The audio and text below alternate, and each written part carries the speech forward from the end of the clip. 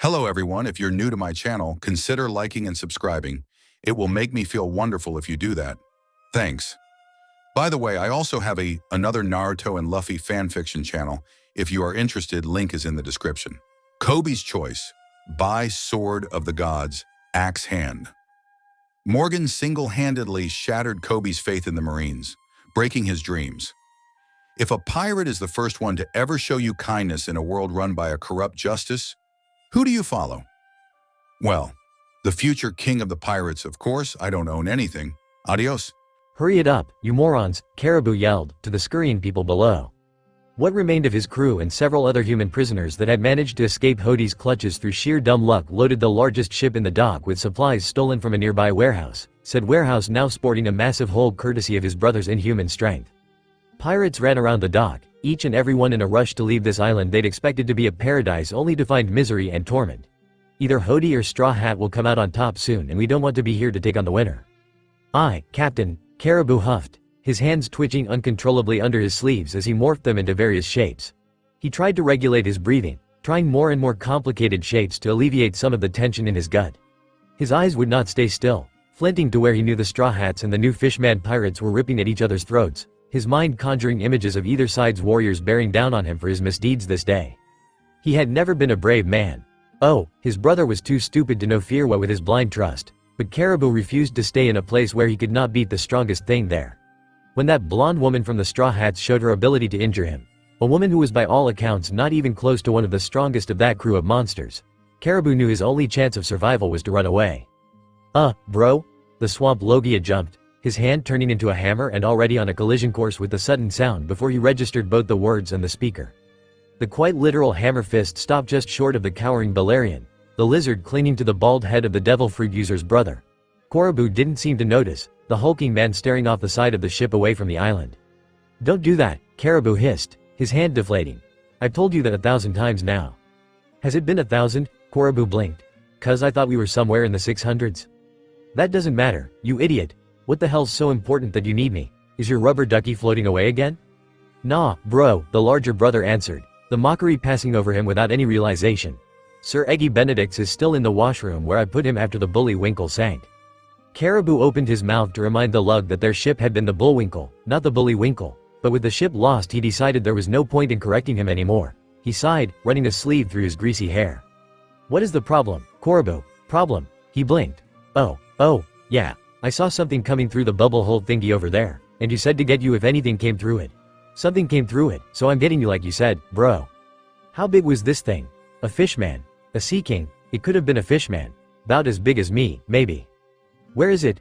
I don't know, Caribou shrugged. Lost sight of it when I came to get you, bro.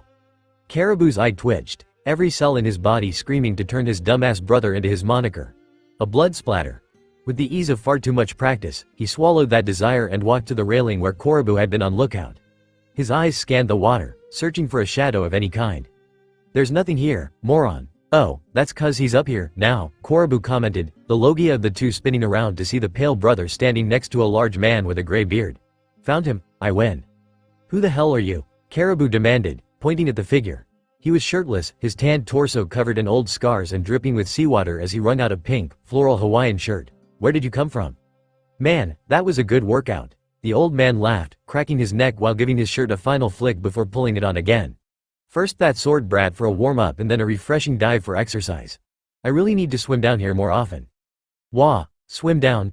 There's no way someone could just swim down here to Fishman Island. Especially not an old codger like you.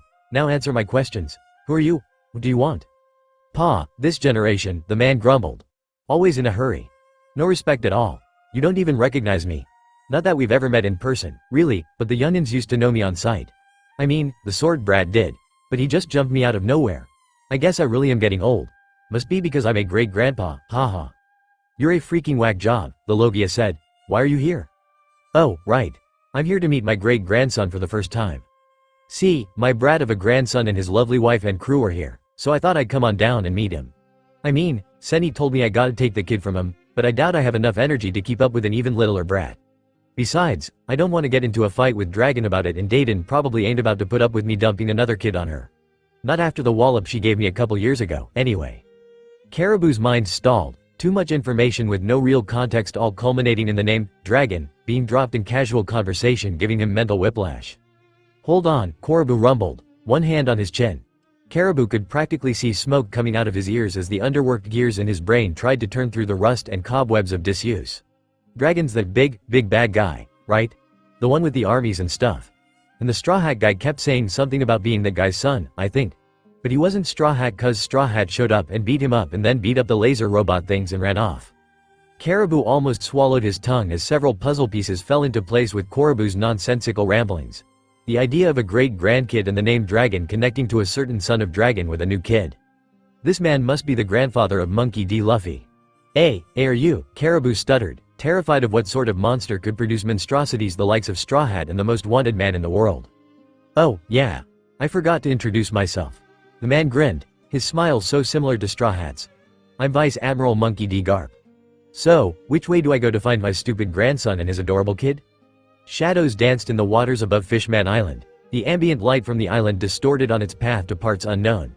In this uneven light floated Prince Fukaboshi, his eyes watching the pink spot that was his little sister in the distance. Arrayed behind him were 8 soldiers, one of them wrapping bandages tightly around the prince's chest and torso, alongside Megalo the shark and Hoi the whale. He mused, his mind conjuring all the best and worst case scenarios for his plan. I'm finished, Prince, the medic said, pulling Fukaboshi from his thoughts. Even so, your plan is risky. If you strain yourself too much or something injures you, there is no guarantee that the damage to your lung can be healed.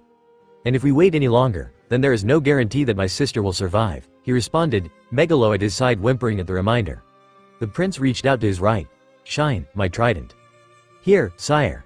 The familiar weight of his weapon fell into his hand and he took reassurance in the cool metal against his fingers. Steeling himself, Fukaboshi turned to face his forces. Men, you have heard my plans and what has happened to Shirahoshi, but I need to impress on you the gravity of our situation. Our island faces challenges on 2 fronts with Hody Jones in the Goncourt Plaza and Poseidon here. We are trusting our island to the Straw Hats to face that traitor. But here our enemy is not one we want to fight. Should the Straw Hats lose, we need Shirahoshi to rally the people in our own defense.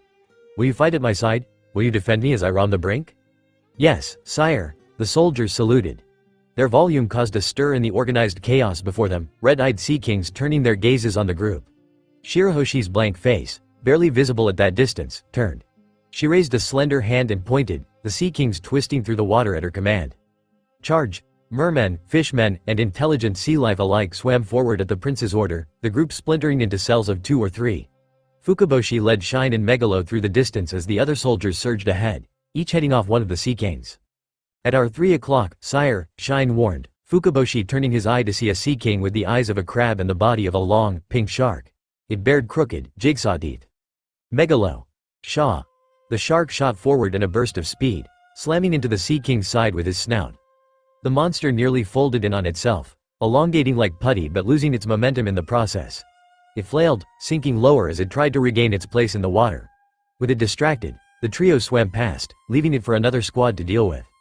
Another sea king, this one with green skin of various shades and a pair of front flippers with phalanges similar to fingers, rose from below them. Shine gasped, interposing his spear between its baleen teeth before the beast could swallow him. Shine, go on, the soldier yelled, his voice already becoming distant. I'll be fine, save her grace. Damn it, Fukaboshi hissed, turning away from his underling's predicament.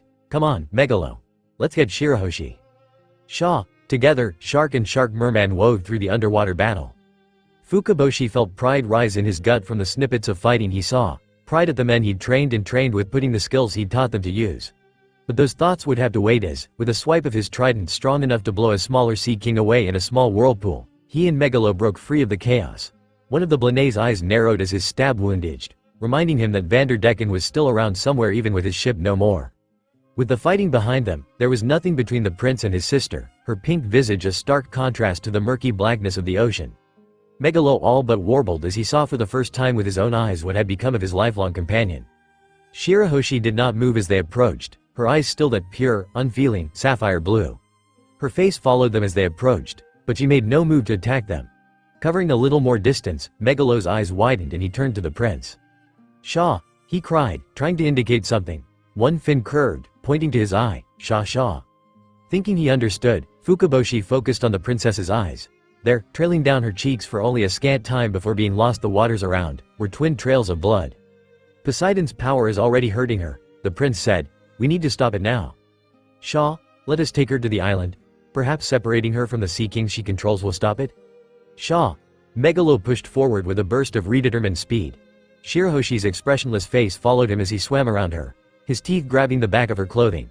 She let out an echoing call as her chest compressed, her weight slowing the shark's momentum. Fukaboshi turned as the sound passed him, the Sea Kings all stopping their fighting instantly to turn and see what was happening. As one, they pushed away from the soldiers and began advancing toward them. Megalo, go! The prince ordered, wrapping his arms around his little sister's waist and straining his tail for all it was worth. I'll push from this side, just get us to the island. They shot away, carrying Shirahoshi between them, with the horde of Sea Kings nipping at their tail fins. Damn it, Luffy hissed, his hand clutching at a gash in his side as his willpower alone began to stem the bleeding. Hody had no sense of camaraderie with his crewmates, the rival captain having used several of them as shields to block some of the rubber man's attacks. In return for pulling his punches to avoid killing the unwilling shields, Luffy had not been able to dodge the bite Hody had landed on his side, the shark ripping part of his abdomen away. The human growled, a black sheen growing over his wound to close off his veins from the outside air. It was a trick Rayleigh had taught him, but one he knew would result in some form of scar from the wound's continued abuse. Gritting his teeth, Luffy turned his eyes on the battle to take in the states of his nakama. The first ones to register were Chopper, Nami, Billy, Usopp, and Ace, the former four working in tandem to fight Sarum. Chopper's titanic monster point stood at the forefront of that skirmish, Usopp on his shoulder offering vegetation support while Nami, Billy, and Ace played an annoying distraction by dive-bombing the Kraken's face whenever Chopper showed an unplanned opening. The youngest of the cell kept encouraging his family to beat the meanie-ness out of the octopus. Coby, Grace, Amy, Mary, Brooke, Zoro, and Hachi marched together some distance away, the seven of them having formed an almost tank-like formation as they mowed through the remaining bulk of the army. A swath of downed opponents marked their trail of devastation. Robin sat on a small chair set on a pair of poles carried by a multitude of limbs, directing a contingent of freed humans against their former jailers like a general over an army. Hammond, the yellow-skinned fishman that had tried to stop them upon their entrance, was strapped to the back of her mobile throne, the poor fishman making pained cries at her beck and call with a simple twist of her bloomed arms. Frankie, Songboshi, and Danceboshi maintained their spots by the Sunny, said ship starting to move again with the reintroduction of her Klabouterman to her systems. Sanji had joined them with the downing of the last of the flying mermen, the chef fighting alongside the princes while needling them with questions about their sister. Finally, Luffy's haki zeroed in on Jin and Hody, but the Logia did not feel like himself. Where Jin usually felt like a calm ocean with activity buzzing below the surface to contain the darkness that they'd named Rum, now that darkness had layered itself over the calm exterior, all that activity working together in an attempt to crush the fishman before it. What happened, Jin? Luffy asked himself as he double-checked the state of his injury. Enough time should have passed to clot the bleeding, so only a thin layer of haki should be enough to keep it safe unless Hody decided to attack there again, which was a possibility. Luffy stood, popping his knuckles and rolling his shoulders as he prepared to return to the battle. Oi! A voice yelled, the pirate captain rolling out of the way of a giant club that came down where he's been standing. He turned, finding a whole subsection of the new fishman army facing him. Looky here, boys. That real pesky humans dropped himself in our laps after taking a beating from Captain Hody. What say we finish him off for him? I don't have time for this, Luffy whined as he ducked under the first sword that came for his neck. He twisted, kicking the offending fishman in the throat before spinning into a gum-gum whip. Several frogfish fishmen managed to jump over it and charge, forcing Luffy to hop away from their spears as they stabbed the air where he'd been. Back off, bastards, gum-gum gatling. Hidden Shield Squad. A trio of voices announced, several eel mermen popping out of the ground with, as advertised, shields. Said shields rang, their vibrations dispersing the force of the humans' punches. We are the Hidden Shield Squad, the one Luffy assumed was their leader announced. We can appear anywhere to defend our crewmates from the most devastating of blows. Haven't done much good so far, the rubberman commented. That's, though he needed to make the tunnels, it takes a while. Anyway, now that we're here, you won't land another hit, Straw Hat. Luffy's eyes narrowed, the captain deciding he needed to focus his attacks a little more. As if in response, the eel guys disappeared back into the ground while the regular mob charged with a war cry. Book-smart Luffy may not be, but he'd fought enough battles to know intuitively that these foes, despite their numbers, would be no real match for him. Rather, they were a stopgap to keep him occupied so he could not return to Hody to tip the scales of that battle. With the introduction of the Hidden Shield Squad, that only put another roadblock in his way. As Zoro might say, there are many ways around an obstacle, but only one is the most fun, busting though it. Move, Luffy ordered, a burst of his conquerors racing over his foes. They noticeably shivered as his spirit fell on them, their muscles straining to fight the need to fall to their knees and obey the command the human had given. A few fell. One stabbed his spear into the ground as his legs tried to give out, but he stayed upright with the added leverage. "We won't take orders from you," one of the fishmen panted. "Why, you might be scary, but you're just a human." "Well, in that case a comment from Sanji might work. If someone doesn't go down the easy way, hit them harder." Luffy relaxed, balling his hands into fists and putting his knuckles together before his torso. He took a deep breath as he focused. Slowly, the black spots of his armament haki formed on his hands and arms, the spots growing and merging until both were covered and his will made manifest. The fishmen laughed at his stance or the lack thereof. Only then did another lesson, this one from the Dark King, pop into Luffy's head. Everyone in the world has the potential for observation in armament haki, and of all three forms, two of them are mental. That is, they cannot be seen. Only armament has any kind of outward appearance. Oddly enough, though, people can't see armament until they complete the first step of learning any kind. Willpower. Only one who has a level of will high enough to possibly use haki can start to see it even if they don't know how. This can be achieved through drive or continuous exposure to someone else's haki, typically through conquerors. If someone can't see your armament, then they don't really have the drive to succeed like you do. Now, Luffy might not have understood everything Rayleigh said there, but he understood the general message. Weak opponents couldn't see his haki. And these fishmen were an example of that. Luffy flowed around the spear that came for his gut, twisting away by a hair's breadth before bringing his black-clad hand down on the back of the poor fishman's head. The mook let out an exhale as his world went dark, his body crumpling to the ground at the human's feet. The rest of the fishmen hesitated. Luffy blinked. They blinked. The civilians watching blinked. Luffy blinked again. The fishmen glanced at each other. The civilians blinked. Luffy's limited patience ran out as they did, the captain stepping forward to launch a punch at their leader. A shielder popped out of the earth just as Luffy expected them to, only this time the metal did not withstand the force of his punch, crumpling under his haki-coated knuckles and bowling over the merman and fishman alike. Again, the non-humans hesitated. "Well?" Luffy questioned, spreading his arms. "I'm waiting and don't have all day." The fishmen steeled themselves before, as one, they bum-rushed the human. Luffy, for his part, shot several gum-gum pistols forward, the attacks knocking individuals from their ranks one by one while the rest took solace in numbers. They stepped within range of their weapons, activating Luffy's trap. His leg shot out, none of the fighters having enough time to avoid it this time. Even the eel mermen that popped out to provide a meager defense could do precious little against the human. Most of them coughed blood as their insides were compressed by Luffy's stretchy leg before being scattered to the winds off in the distance. Luffy panted as he caught his breath. Chatter rose from the crowd above, cheers and calls urging Luffy onward. "You're our hero, Straw Hat." "I'm not a hero," Luffy rebuffed, feeling the need to respond to such a ridiculous claim. "The meat is only for me and my crew, I'm not sharing." His piece said. Luffy banished the confused crowd from his thoughts as he refocused his observation on the battle. Quickly finding Rum and Hody duking it out in the center of the plaza, Luffy shot toward them in a shave. "You might be a logia, but you don't live up to the hype," Hody sneered, his reflexes just barely keeping ahead of Rum's attacks. The minor mutations granted to him by the healing gel he'd used had rendered the effects of Rum's lightning to the level of static, but the weighted tonfa he used still posed a threat all the same. Another unannounced swing whiffed past Hody's face, the smell of ozone heavy in the air. Another swing, this one downward, came quickly, Hody jumping into a backflip to leave naught but the ground to take the force of the tonfa. "So what drives you, Hody Jones?" Rum questioned, spreading his arms wide as Jin's face twisted into a too big smile. "Everyone's got something pushing them forward, some event of their past. An inspiration they want to prove themselves to, a lost loved one they want to honor, a hope for the future. What is your defining moment, Hody Jones? Why hate humans?" "I can't just hate them because of the way they've treated my kind." "Oh, I agree that humans the world over are despicable pieces of garbage. Even those who act in the name of justice are more often than not only doing it because it gives them power. Why, I came about because poor Jin-kun couldn't take the stress of dear old dad's death and needed someone to blame. But that's not what I asked. What, Hody Jones, did the humans do to you?" Hody blinked, considering the question as a smirk stretched over his face. "Absolutely nothing." Rum stalled at that answer. For a being such as him with such a worldview, not even he had considered that someone could perform like Hody and not have any real history for it. Hody was not greedy like Eneru or Crocodile. He was not trying to prove himself competent to higher-ups or following orders like CP9. Even with those individuals, they were not after a whole race of people. "I don't understand," Rum admitted. "I don't like not understanding." "What is there to understand?" Hody laughed. "Humans have been nothing but a plague on the fishman race. All my idols, the ones I looked up to as big brothers, hated humans. Fisher Tiger, Arlong, and all of their crews, They managed to slaughter humans by the dozens, by the hundreds.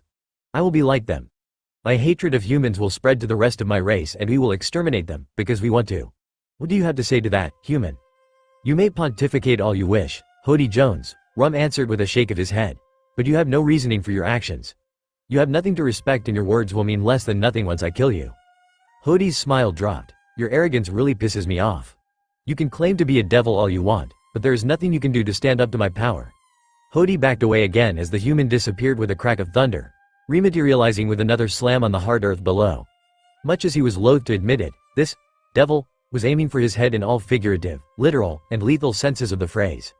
His realization that Hody had no driving force behind him other than blind hatred only served to make him a more ferocious foe. Reaching down in the scant moment it took Rum to pry his tonfa from the cobblestones, Hody shoved a hand into his pocket and pulled out a handful of Zio's improved energy steroids. Before Rum could register what they were, the fishman had downed them, swallowing a dozen whole. The effect was immediate, his body hunching over as tried to simultaneously accept and reject the sudden dosage of new chemicals. Blood and bile slipped through the cracks of Hody's clenched teeth and he forced himself to keep the pills down even as they tore him apart to be remade stronger than before. Rum, however, was not an opponent to sit around and wait for his foe to power up, the self-proclaimed devil launching forward to land an upward swing to the fishman's jaw. Teeth cracked and shattered as the centripetal force caused Hody to lose a couple of the pills. Still, he managed to keep most of the handful, his head and arms now twitching violently as his muscles tried to cope. You've made a grave mistake, human, the fishman chuckled. By this point, I must be the strongest creature in the world. You have no chance of beating me. You are a foolish monster with lofty, hypocritical goals, Rum responded. Your kind are a berry a baker's dozen within this world. You are neither special nor unique, Hody Jones. The only thing that sets you apart is your lack of reason. Otherwise, you are just a sad normal doomed to find yourself a footnote in history. Why you? Words seemed to fail the superpowered fishman, the xenophobe's eyes flashing a deep red as liver spots began forming over his face and chest. Wisps of black ether formed around his fists like manifestations of his hatred for an unfair world. His heartbeat thundered in his ears, drowning out the explosions and cheers of the world around. Rum recognized the smoke for what it was, the uncontrolled, unaware potential of hockey, said force making him step back as Hody utilized his own speed to swipe at the logia. A blood vessel in Hody's temple burst, the damage healing as quickly as it appeared.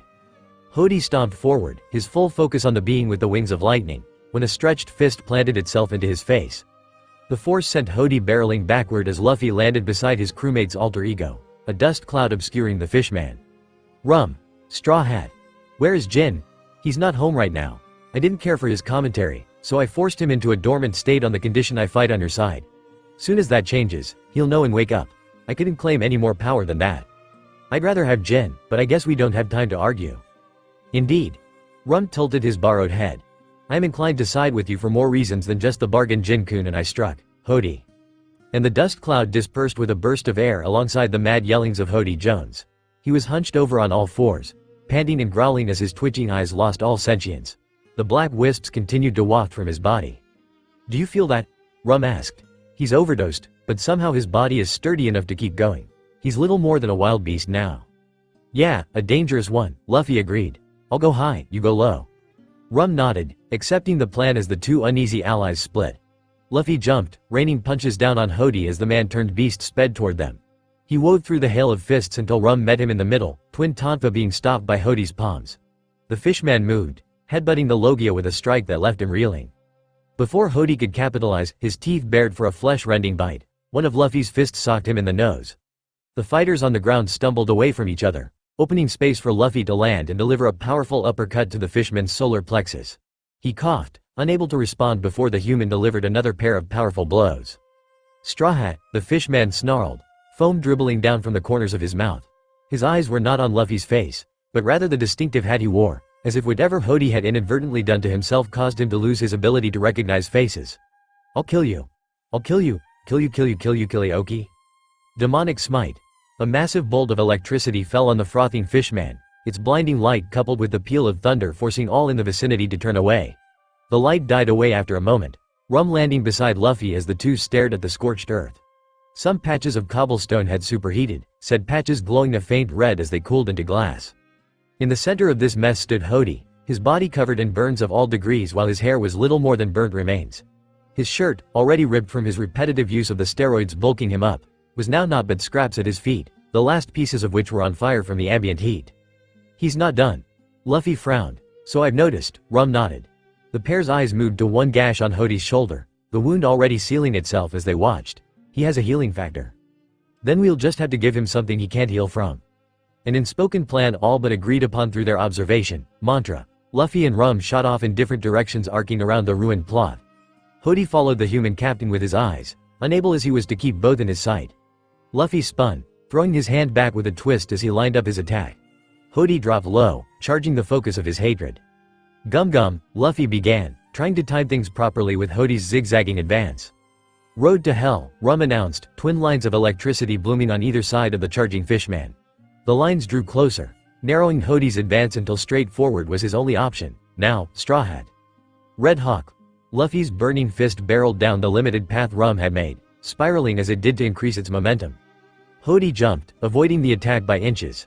His fingers flexed, droplets of steaming water forming on each fingertip.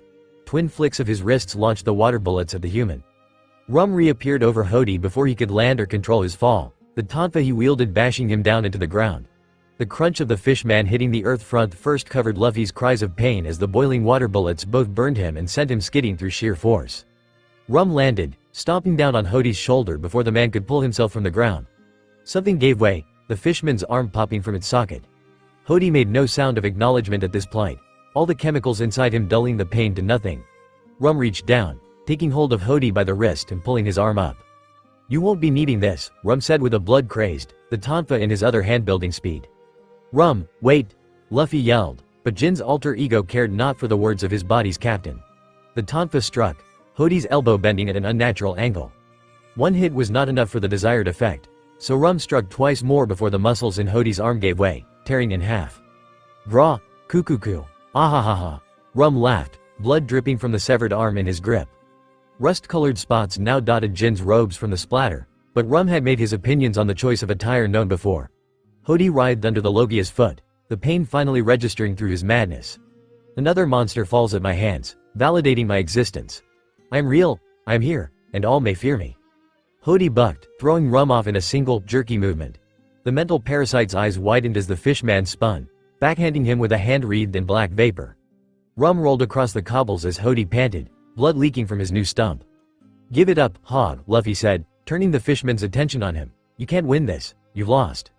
"Lost?" The mad captain blinked, barely hearing the words through the roaring of the blood in his veins. "Me?" "Yeah, you. Rum ripped your arm off." He paused, looking down at his missing appendage. "This is just a flesh wound, a small price to pay for your death. After all, Straw Hat, you're just another human. First I'll kill you, then that family and crew you so desperately made. Beat me down as much as you want, I'll take it all and come back stronger unto a bloody pile of remains at my feet. Then let's finish this," Luffy announced, his eyes hardening. "You want me? Come get me, Hog." "My name," the fishman growled, ignoring how Luffy was blowing air into his arm, "is Hody Jones." He charged again, but his dreamed of rain was not to be as a pair of attacks converged on him. Gum Gum Elephant Gun. Defibrillator. The giant, black-clad fist drove Hody backward, his feet unable to find purchase with the churned ground. The backward momentum ended abruptly when Hody met an opposing force, the weights of Jin's tonfa digging into his back where they released what remained of the logia's reserves. Hody's heart, the center point of both attacks, constricted and depressed until even the drug's resilience could no longer take the strain. It exploded. Hody swayed as the two forces pulled back. His unfocused eyes tried to clear his blurry vision. That pounding in his head and the rushing blood that had filled his ears was nowhere to be heard, leaving the world eerily silent. He fell to one knee, vomiting blood by the pint as his slowing body clung to life in the hopes for even one more painful second. "No," he coughed. His remaining arm came up into his vision, the appendage, once thick with musculature, withered before his eyes.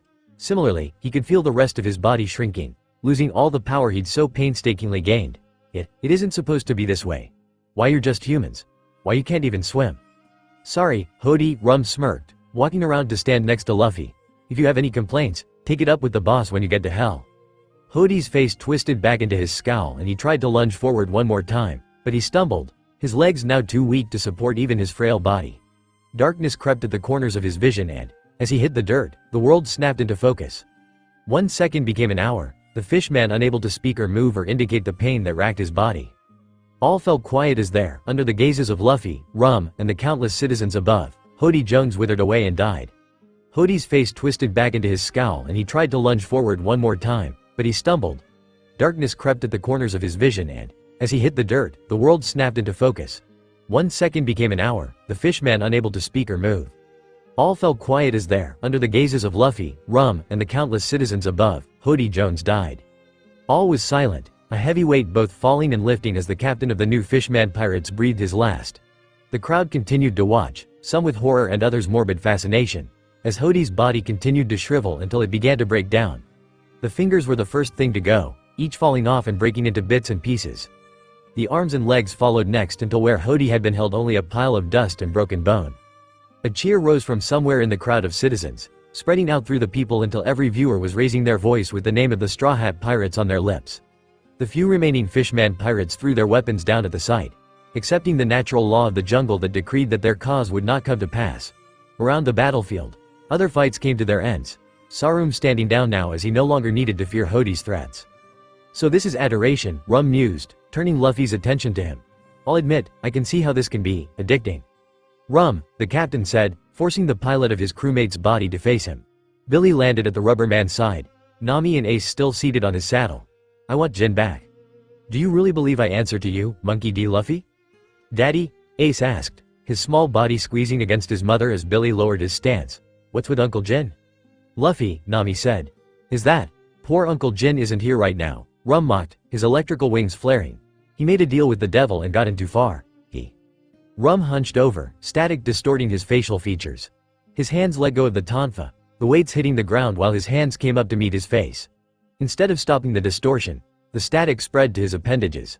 The wings along his back twisted, one turning to that more bird-like appearance that Jin preferred. Whoa, Ace muttered, now intrigued as all the tales of weirdness from his mother's stories came to mind. Billy backed away as an electrical storm started to pulse around the conflicted logia, mindful that his riders did not have the same resistances that his did. Luffy walked forward without a care, barely responding to the bolts of lightning that struck his rubber body. Eneru had proven that such powers could not affect the captain, even with full electrical reserves. Reaching the logia, he knelt, Jin, Rum turning their face to the captain. Didon, the left half of the face stuttered. Please, help. Stay back, Straw Hat, the right half of the face growled. Your interference could cause irreparable damage to our psyche. Jin, Luffy muttered, his eyes on the one half the former Krieg pirate could control. Explain. Straw Hat, not you, the captain ordered, turning his gaze on Rum's half for a moment before focusing again on his true crewmate, Jin. Outside my body is like a shell, Jin tried, fighting Rum's internal attempts to shove him back down again. It controls inside. I gave Rum power cuz I was so angry about Hody attacking Sunny. You do not know what will happen if you interfere, Rum snarled. I thought he killed her, Jin continued. I thought Hody killed Sunny, I couldn't think straight. Do not interfere with us, I command you. The captain closed his eyes, letting his haki show what his eyes could not. The lightning body before him was split down the middle, the left side that calm yellow of Jin's spirit now agitated into a maelstrom. The right side was the darkness that had, until recently, controlled the whole, its tendrils trying to find purchase in the yellow to expand again.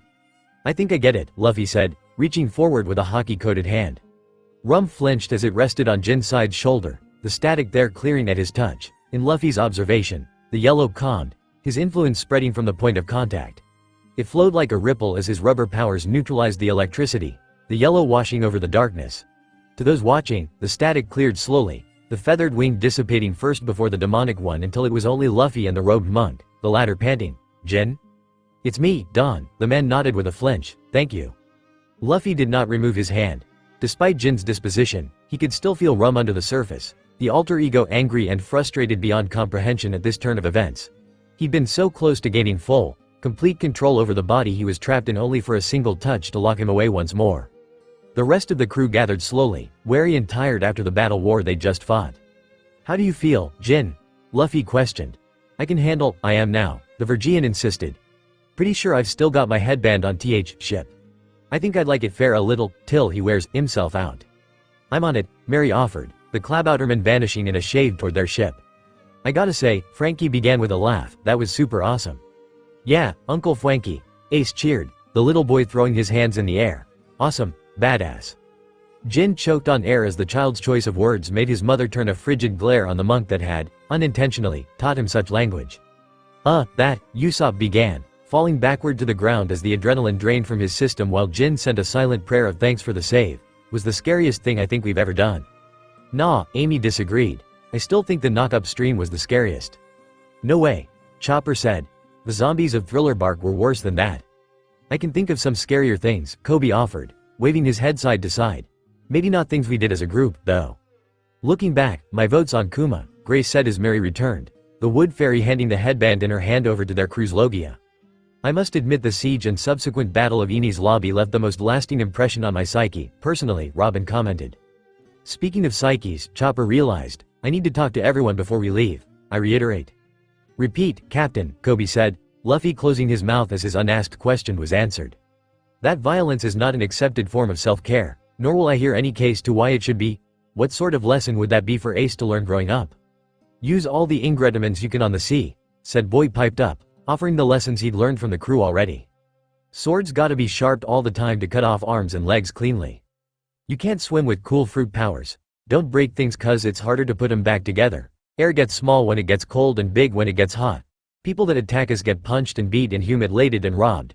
Cause their monies are monies now. Pony gifts sent us as follow a noun modifier actio object modifier structure. And my daddy's gonna be king of the pirates cause he's the strongest est ever. Gee. The crew blinked collectively, several with clear glints of pride in their eyes. Their resident Rossett turned to the multicolored spy. Are we bad role models? He asked. Oh, for sure, Grace answered. Ace is gonna be the strongest mix of knowledge, skills, and bad habits by the time he grows up. It'll be our job to break him of Frankie, Sanji, and Brooks' influences when he has puberty. Do not bring up the mental image, Nami sighed. I'd like to put that whole ordeal off as long as possible. Oh, Wampa Brook. Ace piped up, wobbling over to the skeleton. Wampa, teach me to play, I want to make pretty music with you. Yo-ho-ho. The undead laughed, kneeling to be Merrily 2-year-old. Of course, Ace. I'll make sure you grow up to be a real lady killer. Excuse me? Nami demanded. I'm not gonna kill any ladies, Ace denied. Why would I do that? Oh, you will, Brook grinned, or he would have if he had lips. Across the plaza, the two princes and the ex-agent finished sweeping through what remained of the downtrodden new fishman pirates. A makeshift celebration danced above, the people making their joy known to the world with singing and revelry. In this throng stood a certain anglerfish fishwoman, her red photophore swaying in time with the a cappella music. A finger tapped her on the shoulder, the woman jumping at the sudden contact. Pardon me, miss, a voice said, the woman turning to see an older man with a gray beard. She eyed him, trying to connect his appearance with some information she had. Anyone that could sneak up on her must be famous enough for her to have something on them. But this man had no symbols or obvious signs on his person except that he was human. His appearance tickled some nugget in her memory, but she couldn't grasp it. What's going on here? Prices and deals flashed through her mind for a moment before she shook the thoughts away. That was information he could get from anyone in this crowd, so it was effectively worthless as a bargaining tool. Deciding that, Madame Finwaters snapped her handheld fan open, hiding her needle-like smile behind it. The Straw Hat Pirates just liberated Fishman Island from Hody Jones and his new Fishman Pirates who had declared war on them and the kingdom, the woman said, studying the man's reaction. He grinned, the action showing every one of his whitened teeth. May I know why you ask, good sir? I've come to meet with them, the man answered without a hint of hesitation, insouciant in his reasons for being there even with the potential illegality of his actions. After all, I need to meet my great-grandson for the first time. Madame Finwaters blinked, unable to form a response before the man pushed past her into the crowd. She turned, scanning the revelry for any sign of his tall frame or broad shoulders, but it was as if he'd vanished. Still, she needed to see him fulfill this task he had mentioned. The woman pushed forward into the crowd, her peremptory actions maybe a little too strong as she knocked a couple folks over. They were no concern, for the coming interaction would be the height of entertainment. And he made a sound like Gaala Goog, and fell down like AWWWGGHHHH, Ace narrated for his parents' crew, using his onomatopoeia to emphasize the reactions their foes had had to his mother's lightning strikes only minutes before. And the next guy went, yipe, and fell like, Bia, I'm dead, bleg. But he didn't really die, obviously. Probably hit his head really, really hard, though. Little Ace Chan is a very animated storyteller. Robin giggled as Frankie, Chopper, Usopp, Mary, and Luffy overreacted to the child's words. Nami watched over the lot of them, waving off Sanji's concern about any imaginary injuries she may have. The archaeologist would let Ace's lax vocabulary pass, this time. She, Luffy laughed, scooping the boy into his arms. Your mom's pretty awesome, right? Yeah, daddy. The boy grinned. But mommy says you and Guampa Dragon and Great Guampa Garp are way stronger. But you're the strongest of them all, Daddy. The group laughed again, but a booming voice seemed to stand out in their midst.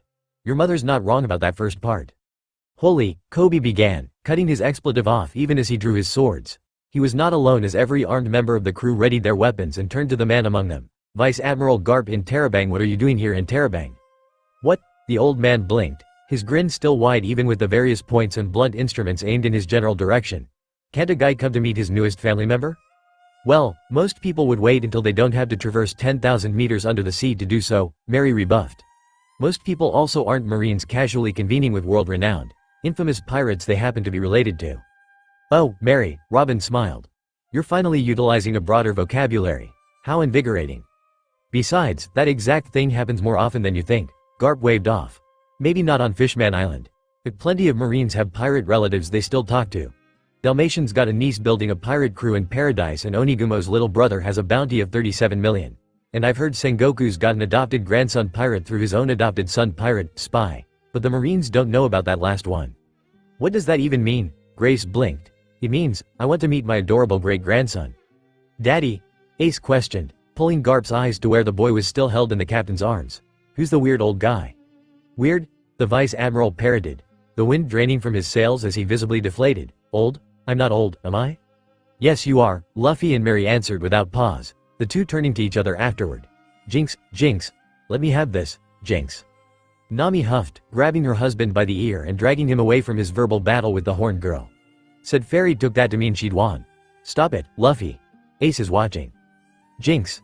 The toddler giggled. Anyway, Ace, this is your dad's grandpa. You can call him Old Man Garp. That's not, Old Man Garp, the boy affirmed, cutting off said elder's protest. But, old man, no, wait, old man, Old man, fine, he sighed, his shoulders slumping as the pirates laughed.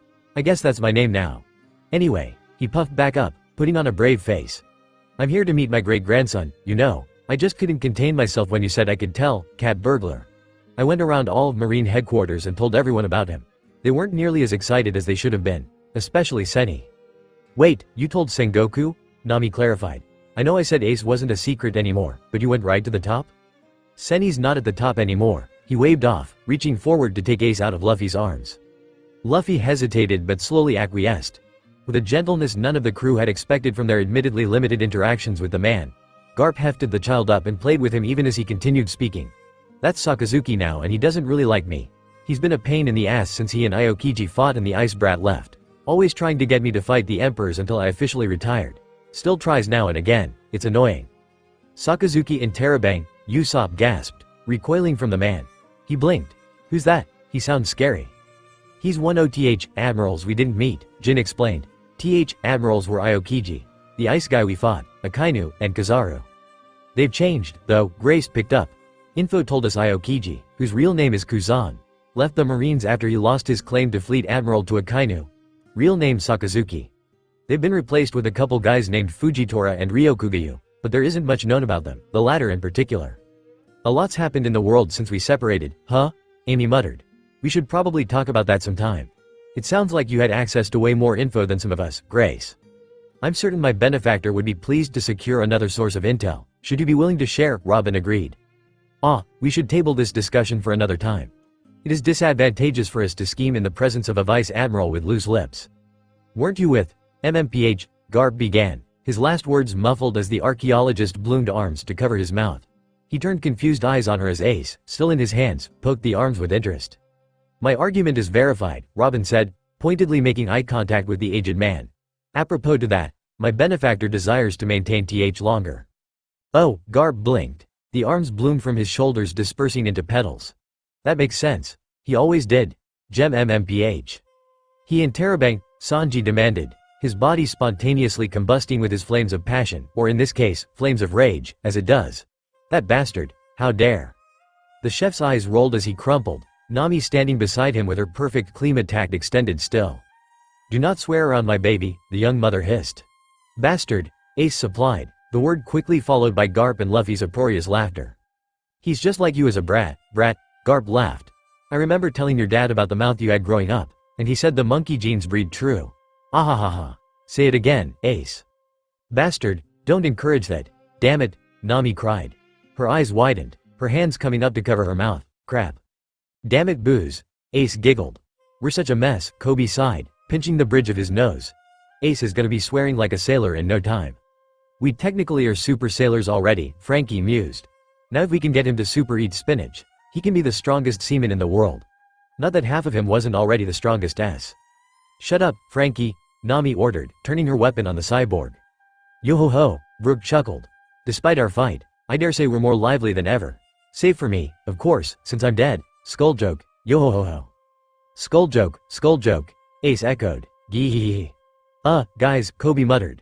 Well, he's not going to be the most messed up child I've ever seen, Amy commented. Let me tell you, some of the Charlottes are nuts, literally. That ain't ominous fair our future in any way, Jin sighed. Guys, Coby tried again. Now listen up, Ace, Garp said. I'm gonna make sure. Oh no you don't, Luffy interrupted. Ace is not becoming a Marine. I didn't say he would, brat, you said the same thing to me and my brothers every time you visited. You beat us up saying it was to make us all good, strong Marines. Captain Luffy, guys, we've got a problem. Luffy's right, Nami nodded. Ace is going to be the richest child in the world so he can keep me in luxury until my death because I full well know my moronic husband is going to get himself killed before I die. Why am I not surprised that's her reasoning, Zoro muttered. How altruistic, Nami, Robin giggled. Being good and being rich aren't exclusionary, Garp argued. No, but there is a negative correlation between them, Mary offered. I mean, we've got plenty of money by a normal person's standard but the world doesn't consider us good. That's not even considering all the rich and powerful people we've toppled because they came after us or our friends. Really, only the royals of Alabasta have been good and rich at the same time. And they weren't really rich anymore, Jin said. Spend it all trying to feed people cuz oth, drought, remember? Something big is coming down from above the island. Coby hollered, his raised voice finally catching the attention of the arguing family and onlookers. Several of the citizens above seemed to sense the change in the group below, their revelry slowing to a stop as the pirates turned to the bubble-ensconced sky. There above, nearly hidden by wisps of clouds, loomed a large shadow growing bigger with each passing second. The shadow broke through the barrier with a splash, vivid color dropping past the clouds as when it came into view. Princess Shirahoshi in Terabang. The crowd gasped as her gargantuan image appeared. Falling beside her were a shark comparable to the princess in size and the blue and flesh-colored body of Fukaboshi. Shirahoshi. The two princes in the plaza cried. Fukaboshi, Megalo. We're in the way, Mary yelled. They'll fall on us if we don't move. Heeding her words, the Straw Hats scrambled to comply. With the falling royals now in the island's atmosphere, their shadows fell on the war-torn plaza, starting indistinct but slowly darkening into their proper outlines denoting where they'd land. Everyone run! Fukaboshi yelled with a wince as his wounds ached. Sea Kings are on their way. As heir apparent, I command you all to get yourselves to safety. Silence fell over the populace, present for only a moment before the prince's words registered. Pandemonium broke loose, people scrambling to get away as quickly as their individual body parts would allow. We forgot Sanji, Chopper cried, the crew turning back to see the chef Nami had knocked dizzy a moment ago now shrouded in the shadow of the falling mermaid. Well, it's how he would want to go. Zoro waved off, only for the rest of the crew to utter his name with varying levels of annoyance, shock, and outrage. That he told an objective truth was of no consequence. Forsaking his headband, Jin supercharged his legs and launched forward. Coby, too, shot forward in a shave, the pair neck and neck as they reached the insensate chef. Each grabbed an arm as they went past, yanking Sanji along like a rag doll and clearing the darkening shadow just as the air started to compress. Even so, Ryuboshi and Manboshi flew past, their bubbles allowing for limited flight as they made their way toward their sister. Members of the pirate crew that could imitate flight joined them quickly, all working together to prevent the worst outcome of Shirahoshi hitting the earth at full speed. Luffy appeared beside the shadow first, Amy at his side with the two already spinning. Momentum built, Luffy launched her upward with a shout of, "Gum Gum Parasol Cannon." She grabbed onto a scrap of the princess's clothing, increasing her mass but maintaining her speed in the instant before. The resulting forces slowed Shirahoshi's fall somewhat. In conjunction with this, Kaku, Mary, and Garp blitzed upward with Moonwalk, the latter having passed Ace back to his mother already.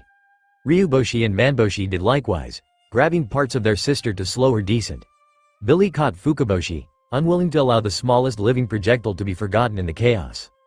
Robin crossed her arms, blooming a massive pair of legs beneath the princess as Zoro wound up to unleash a twister to help soften the impact that was inevitable. Even Usopp lent a hand, blooming a trampoline to protect the princess's tail. Between all these factors, it was a thump rather than a bang that announced Shirahoshi's return to land. The giant legs buckled as they absorbed some of the teen's momentum. Robin's efforts dissipated before the ultimate landing could damage her, leaving it to Zoro's wind and Usopp's plans to cushion the rest of her fall. The princess laid on her back, her face expressionless. Fukabashi, what happened? Manbashi questioned as Megalo crashed down on the proto-giant's other side. Why is Shirahoshi out of the castle and here of all places? The eldest sibling did not answer immediately, the warrior panting as he rolled off Billy's back. The hand that did not hold his trident clutched at the bandages that covered his chest, a stain of red slowly growing there even as he leaned on his weapon for support. What happened to you? Ryuboshi asked. Vanderdecken, the heir spat, a wave of coughs racking his body. I went back to check on the palace. Make sure the Straw Hats were telling the truth, but on the way I got a report that Decken had used his powers on his own ship. Because Shirahoshi is his target, we could not do nothing. One of the soldiers suggested we have Shirahoshi prolong the chase while I led a group to take Decken out. Decken did all this to you in Terabang? Manboshi gasped. Fukaboshi shook his head. It was his ship. The Dutchman had a Klabouterman with 9 generations of experience. I was forced to use the dauntless dragon form, but Decken stabbed me in a moment of weakness. It awoke a power in Shirahoshi called Poseidon, giving her control over Sea Kings. They ripped the ship apart and Decken got away after stabbing me. Megalo and I dragged her all the way here, trying to separate her from the Sea Kings. That's not important getting Shirahoshi back to normal. That power is hurting her. Hey, Prince. Grace interrupted. Great story and all, but those Sea Kings you mentioned are almost here. She pointed to the sky where Sea Kings of all varieties were pushing through the bubble the same way Fukaboshi had arrived. Several had a Ryugu knight or two clinging to them, but most were alone as the island's gravity replaced the water's buoyancy. Shit, the prince bit out in a very unroyal-like manner. They're faster than I thought and I doubt we could move Shirahoshi without her helping. We'll take care of it, Luffy offered, analyzing the falling monsters as he cracked his knuckles. Man, this reminds me of my childhood. Garb blinked. Actually, Mount Corvo does have some weird geography and big animals. I can see it. Now I'm even more curious, Mary laughed. Oi, Sonny. Throw some of your cannonballs this way. I need 'em. Their ship roared an affirmative, a dozen cannonballs shooting from her side and racing toward the group. Mary caught them with her own wood fairy influence and redirected them, launching them at the coming Sea Kings. We'll do our best to redirect them and keep them occupied, Coby told the princes as Mary's cannonballs exploded. Try to snap Shirahoshi out of whatever is causing this. It wouldn't look good on us if she died after we won, Grace agreed. That'd put a real damper on things. I concur, Robin said. A celebration and a funeral cannot coexist concurrently unless the individual who passed was particularly horrid, as Hody Jones demonstrated. You two are awful. Usopp gasped, pop greens flying from his kabuto one after the other. They're right, though, Amy said before jumping impossibly high. Come get some fishies. Fukaboshi turned away from the arguing pirates, his brothers following as they focused on their sister. Her eyes remained dull and empty, that blue glow still worrying. More worrying, however, were the trails of blood sliding down the sides of her face from her eyes. Without the seawater to wash it away, the life-giving liquid flowed down into her pink hair, coloring it a darker shade and leaving behind thin lines of drying red. Her eyes are bleeding, Ryuboshi realized. How do we stop this? I don't know, Fukaboshi admitted. I did not know Poseidon existed until I forced the answer out of Decken at Trident Point. Still, there must be some way we can reach her. Something we can say or do that will bring her back. Fukaboshi finished his statement, only to hear no response. He turned, finding his younger brothers sharing a heated discussion without words. We might have an idea, Manboshi said, hopping forward on his tail. Shirahoshi, look over here. Look at me. I'm dancing, Akamambo. Sing with me, Shirahoshi, do re mifa, Ryuboshi added. I know you can, so la ti do. The princess did not move, her supernaturally blue eyes still staring up at the faux sky. Still, Fukaboshi noticed a twitch in her fingers. Such an action would have been imperceptible on any normal person, but for someone as tall as the mermaid princess, the action spoke volumes. Keep it up, the heir apparent ordered, hopping his way to their sister's head. Pushing through her mass of pink hair and feeling like some of the jungle explorers their mother had told them stories about so long ago, Fukaboshi came to the giant scalp of the youngest among them. Sucking in a breath and tensing for the pain that his unhealed wounds were sure to give him, the blue-haired merman grabbed her and started to push. Megalo, help me. Shaw. Though he could not see it, his vision filled with naught but pink, Shirahoshi's face began to turn. Ever so slowly, her blank stare moved from the sky to her sword-wielding brothers. Dance with me, Shirahoshi. We've won and it's a party, Akamambo. Sing and cheer, Shirahoshi, latido. For a minute, nothing happened. Tears formed in the brothers' eyes as they maintained their merry facade, silently praying to every sea deity they knew of that their sister was not lost. The sounds of battle around them were both clear as day yet also muted, and Ryuboshi could not stop himself from comparing it to that day so many years past when they lost their mother. He could still hear the roaring of the flames like some terrible sea king so far away. Perhaps it was the actual sea kings not 100 steps away and not just his royal vocabulary waxing poetic, but those thoughts came unbidden and were equally unhelpful. As if to prove his point, a sea king with flippers that could act like arms lunged from behind only to smash its face into the thick armor plating of the one called the Tri-Horn. The young man shifted into a different zone form and, with a yell of exertion, bodily flung the frog-like sea king away. "Look," Manboshi hissed, his body movements now gesturing to the rosette's eyes. Ryuboshi shook himself from his thoughts in an attempt to see what his brother had. There, at the corners of Shirahoshi's eyes, were the gatherings of tears. The clear water mixed with the blood, lightening its color to a rosier pink. The shade continued in this pattern, each drop that flowed carving a new, cleansing trail through the blood-stained lines Poseidon had caused. Soon, the fluids coming from her eyes were colorless as a mountain stream, the unnatural glow receding into the regular blue of her wide, innocent eyes. "Be big brother Ryu?" Shirahoshi sniffled. "Be big brother man?" "Shirahoshi," the siblings yelled, hopping as quickly as they could to hug their sister's face. Her hands rose, cradling each in their own as her sighs allowed. Her tears did not let up, the princess crying as all the stress and worry poured from her. Megalo wiggled over her stomach, acting more like a dog than a shark. "You're back, you're back." Ryuboshi and Manboshi could not stop their own tears as they cried with relief, trying to hug their giant younger sister for all she was worth. The sounds of battle lessened to nothing as the powers of Poseidon vanished back into its dormant state, freeing the sea kings of its influence. Time passed, but again it was a blur for the siblings as they basked in each other's company. But all things must end at some point. Well, a voice laughed. "Guess it's a good thing Fishman Island wasn't a member nation. Senny, Kong, and that mad dog would have had conniptions trying to get you." The siblings pulled away from each other, the brothers turning to see the old man who had introduced himself as Straw Hat's grandfather. The man grinned, his stance still relaxed even as the brothers dropped into defensive poses. "What do you mean by that, Latido?" Ryuboshi demanded, slipping into his old verbal tick. "You're saying it was a good thing our mother didn't achieve her dream, Akamambo?" "Honestly, yeah," Garp answered as the Straw Hats gathered around, eyeing the standoff with worry. He blinked. "You don't know what I mean?" "Of course not." Garp weighed his options for once in his life, considering what to say in explanation, or if he even should. The information he had was that sensitive. "Well, you've got one, so I guess I should say something," he decided. "There are 3 weapons out there. Legends from the lost century said to each have enough power to destroy the world. Pluton, Poseidon, and Uranus," Robin breathed. All eyes turned to her, the archaeologist realizing she'd spoken out loud. "You know?" the retired Marine asked. "Ah, of course you know. That's why you're wanted. Anyway, most people with that information call them the ancient weapons and the world government has been looking for them for as long as they've been around." Shirahoshi muttered. "I'm a weapon? Yes and no, it appears you've inherited one of the legendary weapons. If Fishman Island had been a member nation of the world government, I've no doubt one of the higher-ups would have tried everything from bribery to blackmail trying to get you. We don't have the best history there." His face fell, the man admitting tread for too long. "What will you do?" Manboshi questioned, an edge in his tone that Shirahoshi had never heard from him before. "Are you going to try to take her?" "Me?" Garp laughed. "No thanks, I'm retired and under no orders, ha ha ha." "You're..." The princes and several of the Straw Hats gasped, Luffy included in that number. "Will you take the information you've learned here and notify the world government?" Robin questioned, her arms crossed to act at a moment's notice. It may strain her relationship with the monkey family if she somehow managed to snap Garp's neck before he could do anything, but that was a risk she may need to take. The rest of the crew similarly prepared, if a bit more hesitant. "Nah," the man waved off, the crew relaxing slightly. "As I said, it's not my job anymore. If the Marines want to get Poseidon, then they gotta earn the Ryugu Kingdom's trust, and I'm not gonna let them know the reward for doing so. Partnership with expected reward only ends with bad blood. Your secret's safe with me, but I can pull some strings to get the induction process started in time for the coming reverie if you want."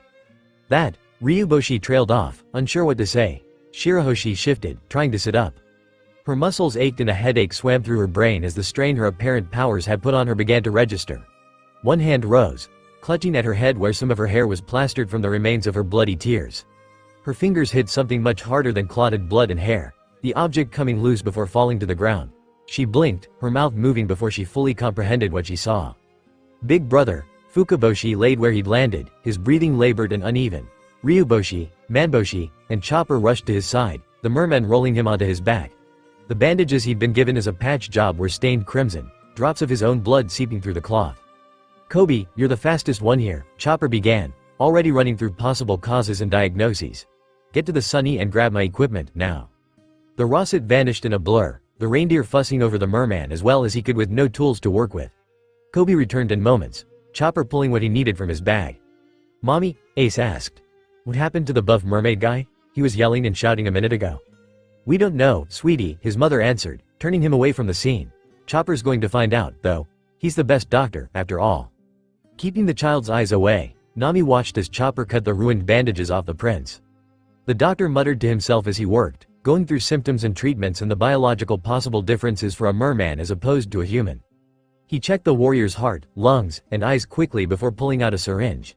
He carefully slid the needle into Fukaboshi's stab wound, clearing the blood that had started to pool in his punctured lung as best he could. Several filled syringes seemed to satisfy the human deer.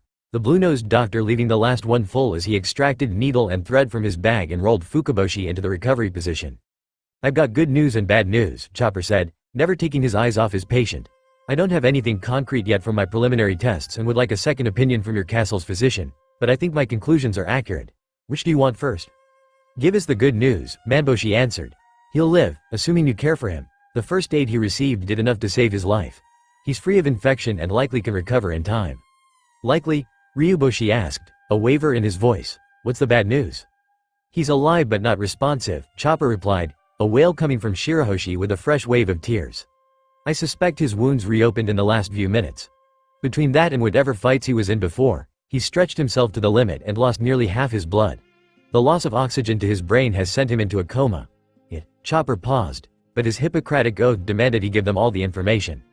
If he pushed himself too far, it may be permanent. I've got good news and bad news, Chopper said, never taking his eyes off his patient. I don't have anything concrete yet from my preliminary tests and would like a second opinion from your castle's physician, but I think my conclusions are accurate. Which do you want first? Give us the good news, Manboshi answered.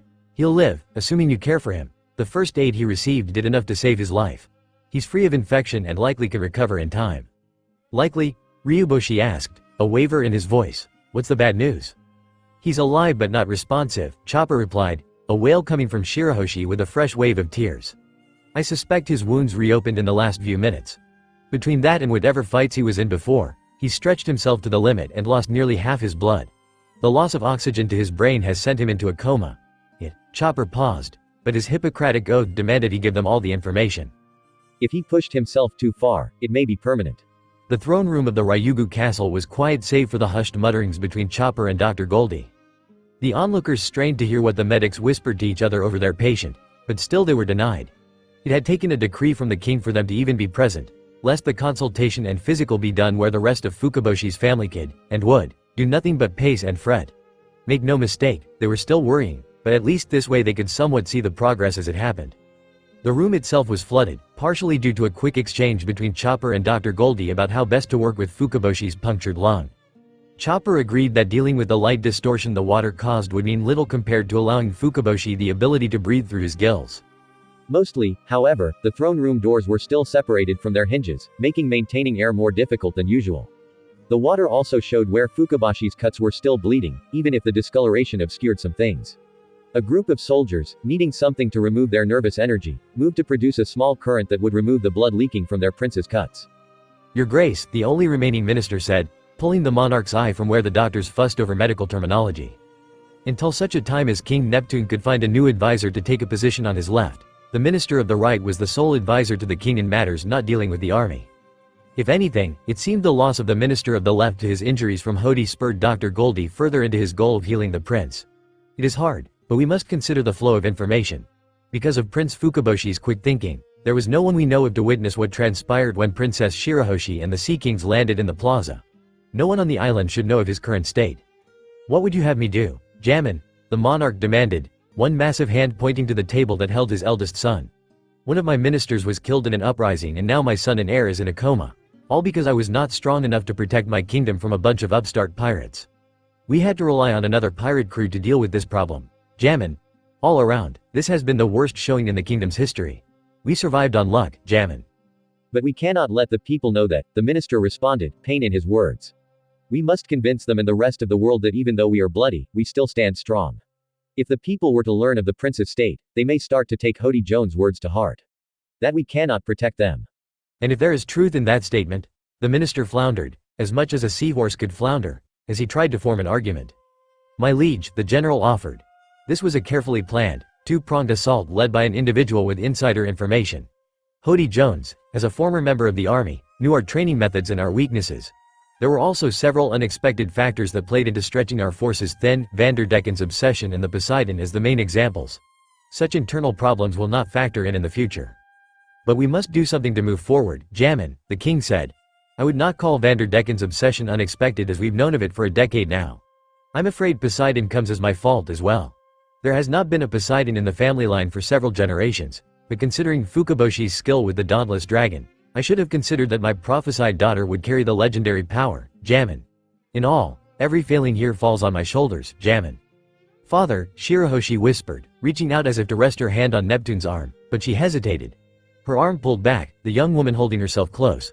I'm sorry, father. If only I could have. Could have what, my daughter? Because of Decken, you have had no chances to do anything. Even that is my fault. After the first sword, I should have taken the army and purged the surrounding waters of that disgusting legacy. Father, you are being too hard on yourself, Latitu, Ryuboshi objected. He's right, Akamambo, Manboshi agreed. Today was a hardcore song and dance, but I think it was a one-time performance, not a premiere showing. Half the populace watched Hody Jones wither away to nothing and the pirates that remain believe in survival of the fittest. With their captain dead, they agreed that the natural order deemed their philosophy wrong. We've won, Akamambo. It's not a song they're going to sing again, so Latido, although, a couple of the Straw Hats even struck a deal with one of Hody's officers to get him to come to our side. They what in Terabang, the lone minister exploded. The humans made a deal with one of those traitorous dogs in Terabang. What right do they have? In Terabang after all those we have lost. All those the new fishmen killed including a minister, the humans think they can promise redemption for one of those slimy, no good, immoral. His voice lowered to muttering, his eyes visibly tearing up even through the water. Which one? The general asked, reserving judgment until they knew which of the officers took the deal. One or two could have uses beyond piracy. Zio and Ikaro's much were captured alive while Daruma and Dosan were killed during the battle, Ryuboshi said. The pirate hunter and the Tri-Horn proposed a salvation deal to the last one, Hyuzu of the 8 sword style, after defeating him, Do Rami Fa. That psychopath, the minister growled. He is an assassin and a blade for hire. None of the soldiers under his watch survived to be rescued. Ahem, a voice interrupted, the fishfolk turning to Coby in a bubble. Grace trailed behind him, sharing his protective safety, but she did not seem interested in their discussion. Rather, she played with floating balls of paint, combining colors and comparing color combinations while muttering to herself. May I step into this conversation, Your Majesty? I would like to hear the terms of this deal you and your teacher made with this assassin, Jammin, the king rumbled, his eyes narrowed. Do you truly think he could be of any use to our kingdom? I believe he has had a change in heart, sir. When Zoro-sensei rendered Hyuzu powerless, he begged Zoro-sensei to kill him, saying that it was the only way for him to regain the swordsman's honor he'd lost long ago. Then why didn't you? The minister growled. To be honest, the deal wasn't so much for his benefit, but so he could avoid killing him after he was defeated, Coby admitted. Captain Luffy wants us to avoid killing when possible, and finishing off an opponent who no longer has the will to fight goes along with that. I think it's better for him to live and fight for forgiveness than to give him the death he wants. Besides, Hyuzu did not agree with genocidal ideals. He only fought for money. If the kingdom had offered him more, he would have changed sides in a heartbeat. So he's a sellsword with no sense of loyalty or honor. He was a sellsword with no sense of honor. Something Zoro-sensei said to him in Sake Factory made him realize how low he'd fallen, and he wanted to go out in a blaze of glory in the plaza. These swords, Coby rattled the pair of blades at his side, reminding him that he needed to find out if they were stolen and find a way to attach them to the bandolier he'd used for his last pair. Were the strongest two he had. Hyuzu bet them on the fight. Without them, he's little more than a shell of his former self, pining for the honor he'd thrown away for money he couldn't really use. Neptune's glare relaxed, one hand rising to stroke his massive beard. And what, exactly, did you propose to him to regain that honor? Where is he now, Jammin? Last I saw, he was arrested with the rest of the surviving new fishman pirates. As for what, we suggested that he could find a place in the army, possibly training new recruits in swordsmanship.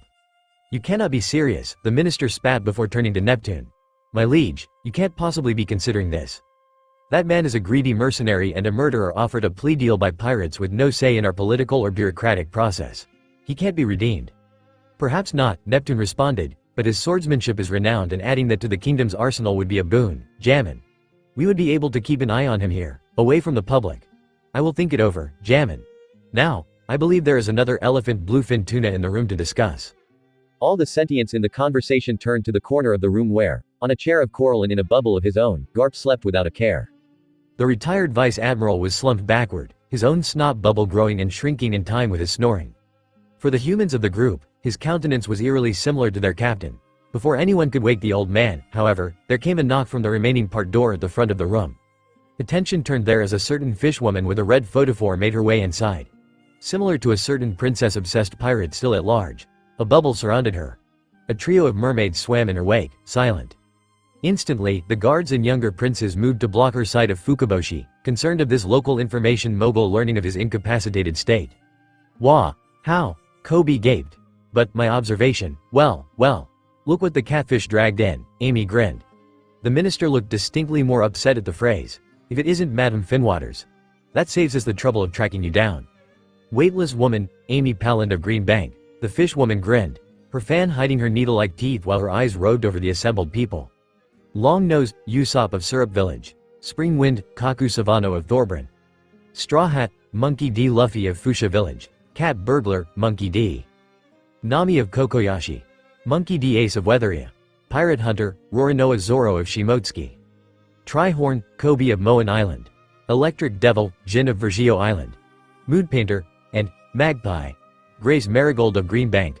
Monster Doctor, Tony Chopper of Sakura, formerly Drum Island. Devil Child, Nico Robin of Ohara. Cyborg, Cuddy Flam of Water 7. Ghost Ship, Going Merry. Either of Gecko Island or Water 7 depending on one's metric. Soul King, Brooke, former captain of the late Rumbar Pirates. Thunderbird, Billy the Duck of Maryville. Wah and Terabang, said Bird blinked, perking up at the title. The hero, Monkey D. Garp of Fuchsia. And, of course, the runaway prince of Germa 66, Blackleg, Vinsmoke Sanji.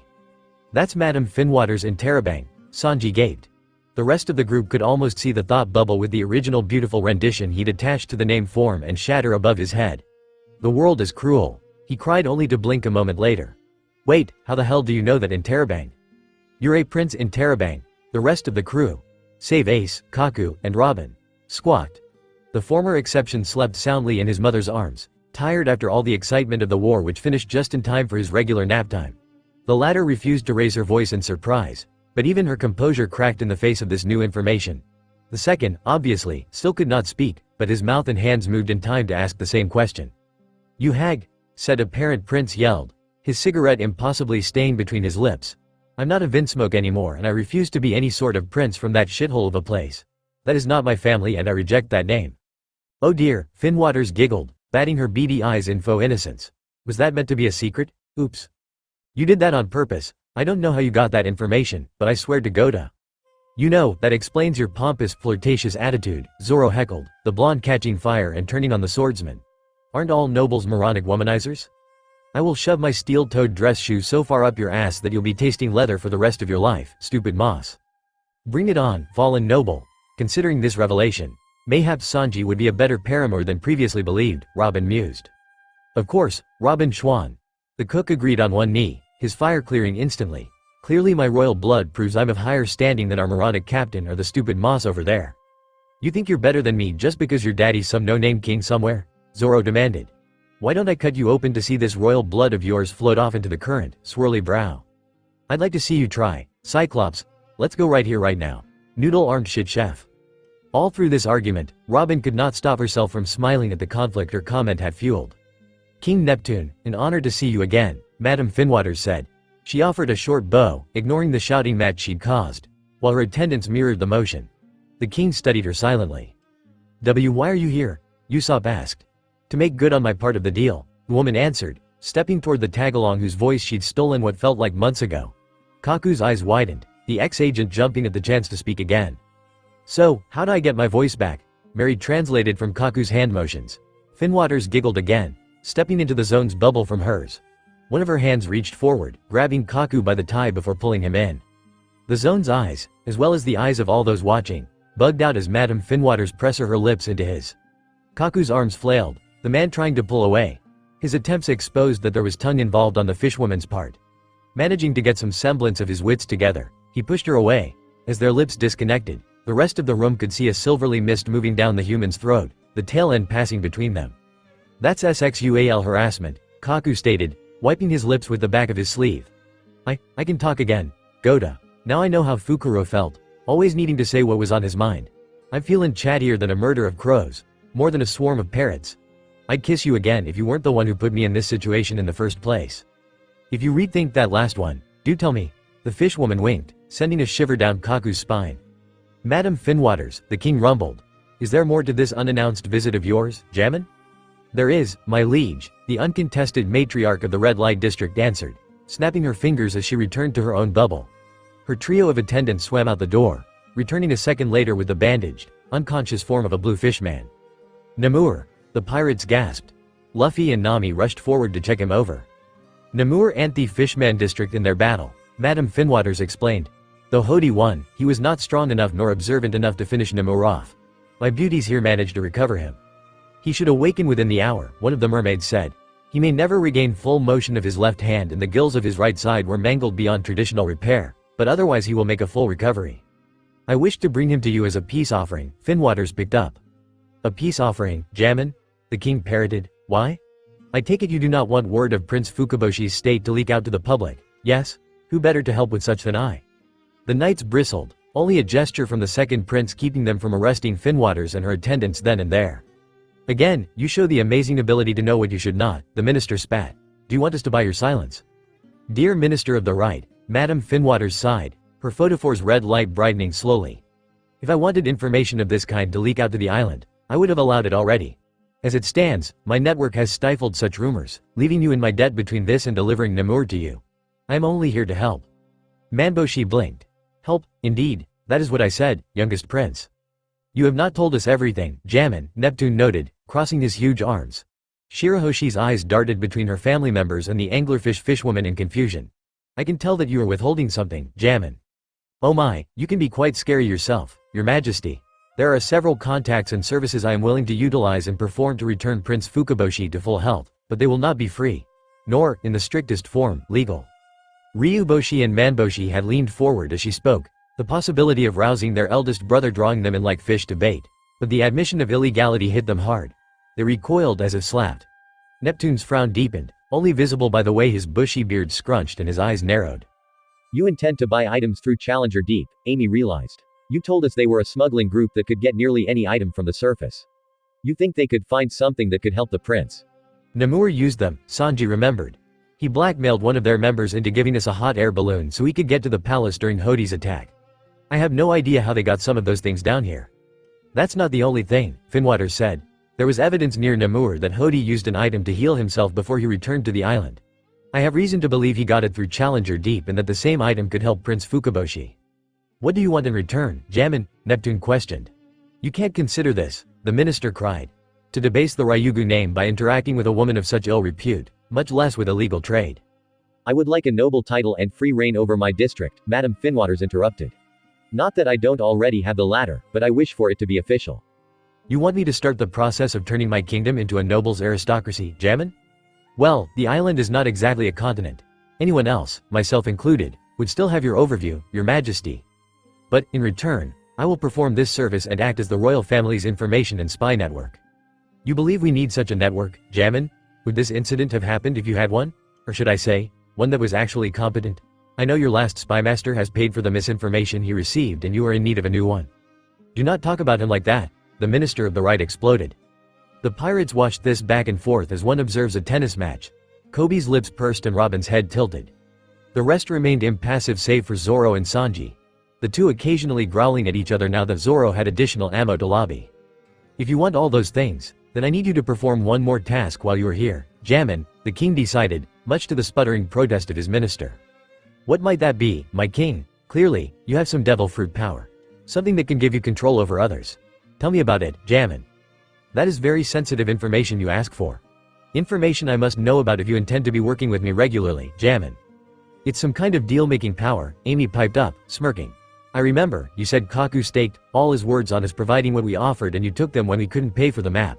A map we didn't even need but you forced on us anyway after having stolen all our money.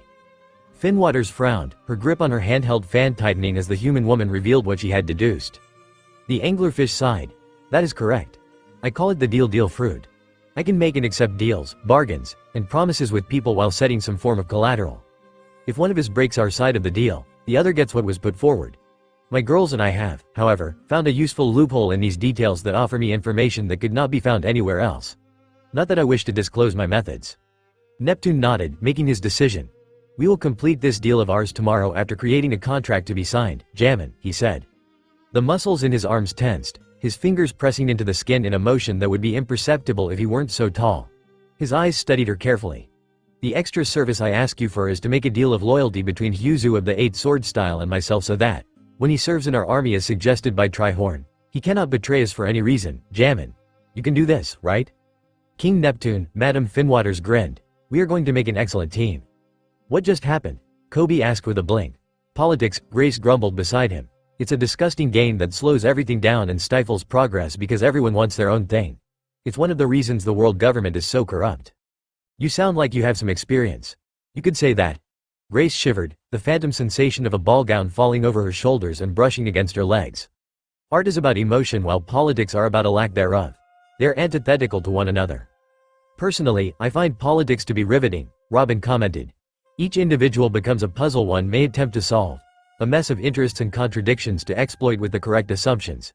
And, when one's interests align, progress is made, as we saw here. When you put it like that, it gives me some inspiration for a new piece of art, Grace said, pulling out a small sketch pad and pencil. Her eyes narrowed and her tongue popped out just a touch as she focused on creating all the details she wanted to keep while she still had them in her mind. Coby couldn't help but stare. It is also the politics of others that allow ne'er-do-wells like ourselves to slip through the cracks. Please don't call us ne'er-do-wells, Coby said, turning from the artist to the archaeologist. That makes it sound like we're the bad guys. Aren't we, in the grand scheme of things, no?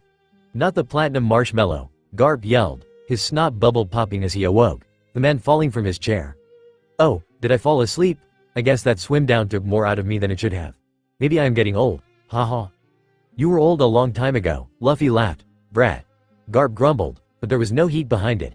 He shook his head, stepping toward the center of the room.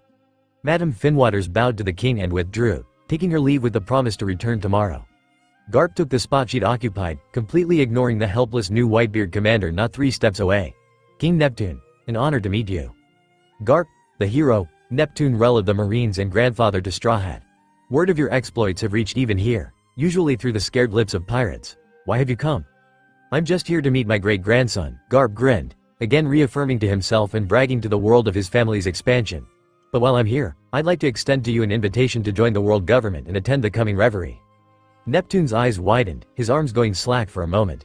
The reverie? Ryuboshi questioned. Didn't Mom used to mention that, Latido? The what? Jin blinked.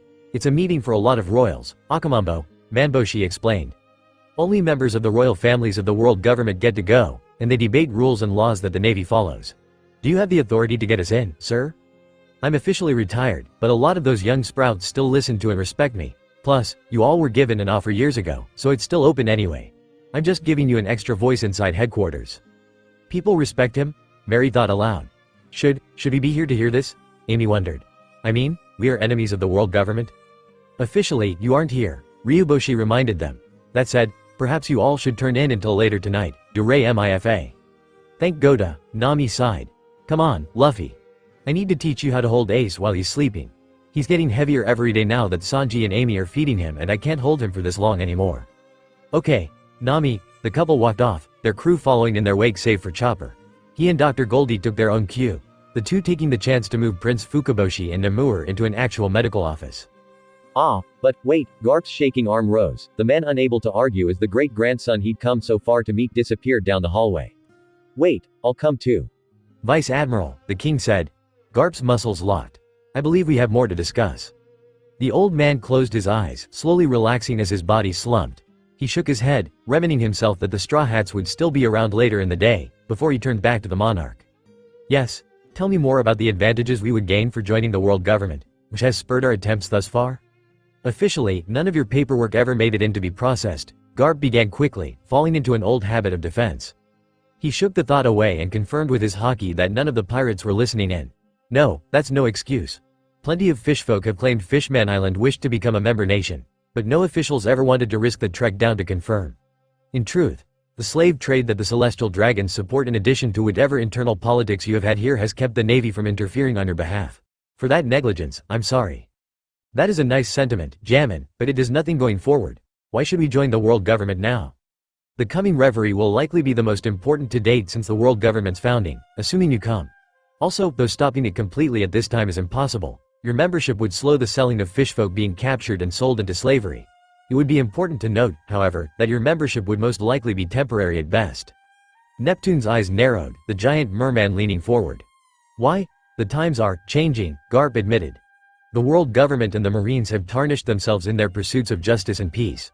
Many injustices we turned a blind eye to are coming to light, and those who have lost faith grow in number each day. Bellum natural cyclum, something. I don't remember the rest of the quote. Vice Admiral Garp, why would we join an organization you yourself clearly do not trust anymore, Jammin? Because I can protect you, the human answered. I'm retired, but I'm still allowed to take whatever missions I want, up to and including guarding royals and transport to Mariajoy. As I told you, the reverie is coming, and if we get your paperwork in, we can have a seat for you and your children there. Ryugu Kingdom will carry sway on the world stage. Sway certain contacts of mine feel you will need in the long run. Neptune leaned back, his children all but swarming around him with hushed conversation. It looks like you all need some time to talk about it, Garp noted. I'll leave you be for now. If you'll excuse me, I want to go hold my brat in my arms again. With that, Garp all but fled toward the hallway where most of the Straw Hats left, leaving the royals and their guards alone in the throne room. He is right, the king sighed. We do have much to discuss, Jammin. Chopper arrived at the Straw Hats assigned weighing almost 2 hours later, a cool cloth draped over his neck. The mermaid servant directing him, a woman of exceptional beauty by human standards that Chopper himself did not care for, gave him a short bow before swimming away with the assistance of her bubble tube. Because this wing had been offered for the pirate's stay, it was dry and filled with air unlike much of the rest of the castle. Chopper knocked, just in case, since several incidents with Luffy and Nami had taught him to do so, before letting himself inside. The knocking turned out to be unnecessary as the door opened to something like a commons room. This area was divided into 2 different parts, each containing its own table. The closer area was a sort of hangout spot filled with a coffee table and various chairs for all sorts. Frankie, Jin, Robin, and Brooke filled this space, the former 2 discussing electrical currents while Robin had her nose buried in a book and Brooke fingered a tune on his violin. Billy was napping in the corner, the duck turned on his back with his legs moving as if he were trying to run. As a fellow animal, Chopper could understand he was dreaming of the deserts of Alabasta. The section away from the door was a kitchenette complete with a refrigerator, table, and a complete set of cooking quarrels. That was where Sanji and Amy had made themselves at home, their hands a blur as they prepared a meal to revitalize the crew after their prolonged battle. An ear and mouth had grown from the icebox, chiming in on their talk with Robin's own comments. Where the 2 areas met was a hallway on the right side, said hallway lined with doors. Even the sidewalks were made of chocolate, Chopper could hear Sanji asking. It's wonderful they have such a surplus of food, but that's so wasteful. One would not consider such a surplus wonderful if they knew where it came from, Robin's mouth put in. Amy, did you happen to learn of such during your time there? Not really, the blonde answered. Pudding Senpai kept me up to date on a lot of things, but even she wasn't fully aware of what her mom did. She's only a pirate in title because of her family. Myu-chan, on the other hand, was more into the whole, defending the country, bit but told me every time we spared that she wasn't allowed to tell an outsider about the missions she took outside. Considering they knew you were an outsider, I'd say you managed to learn a fair bit more than anyone else. My benefactor had a tumultuous relationship with the Charlotte family wherein their goals could align or differ day to day. Suffice to say, they are not known for their charity in the New World. With Big Mom being one of the 4 emperors, I'm not surprised, Sanji nodded. To be honest, I think I've made her shit list, Amy chuckled nervously. They've got this whole, leave or life, thing every year where the local tax is a month of your life for every year you live there. So Mama literally got her hands on a couple months of mine. The fact that I left in the middle of the night without accepting the terms of leave, she let the sentence hang, allowing the others to draw their own conclusions.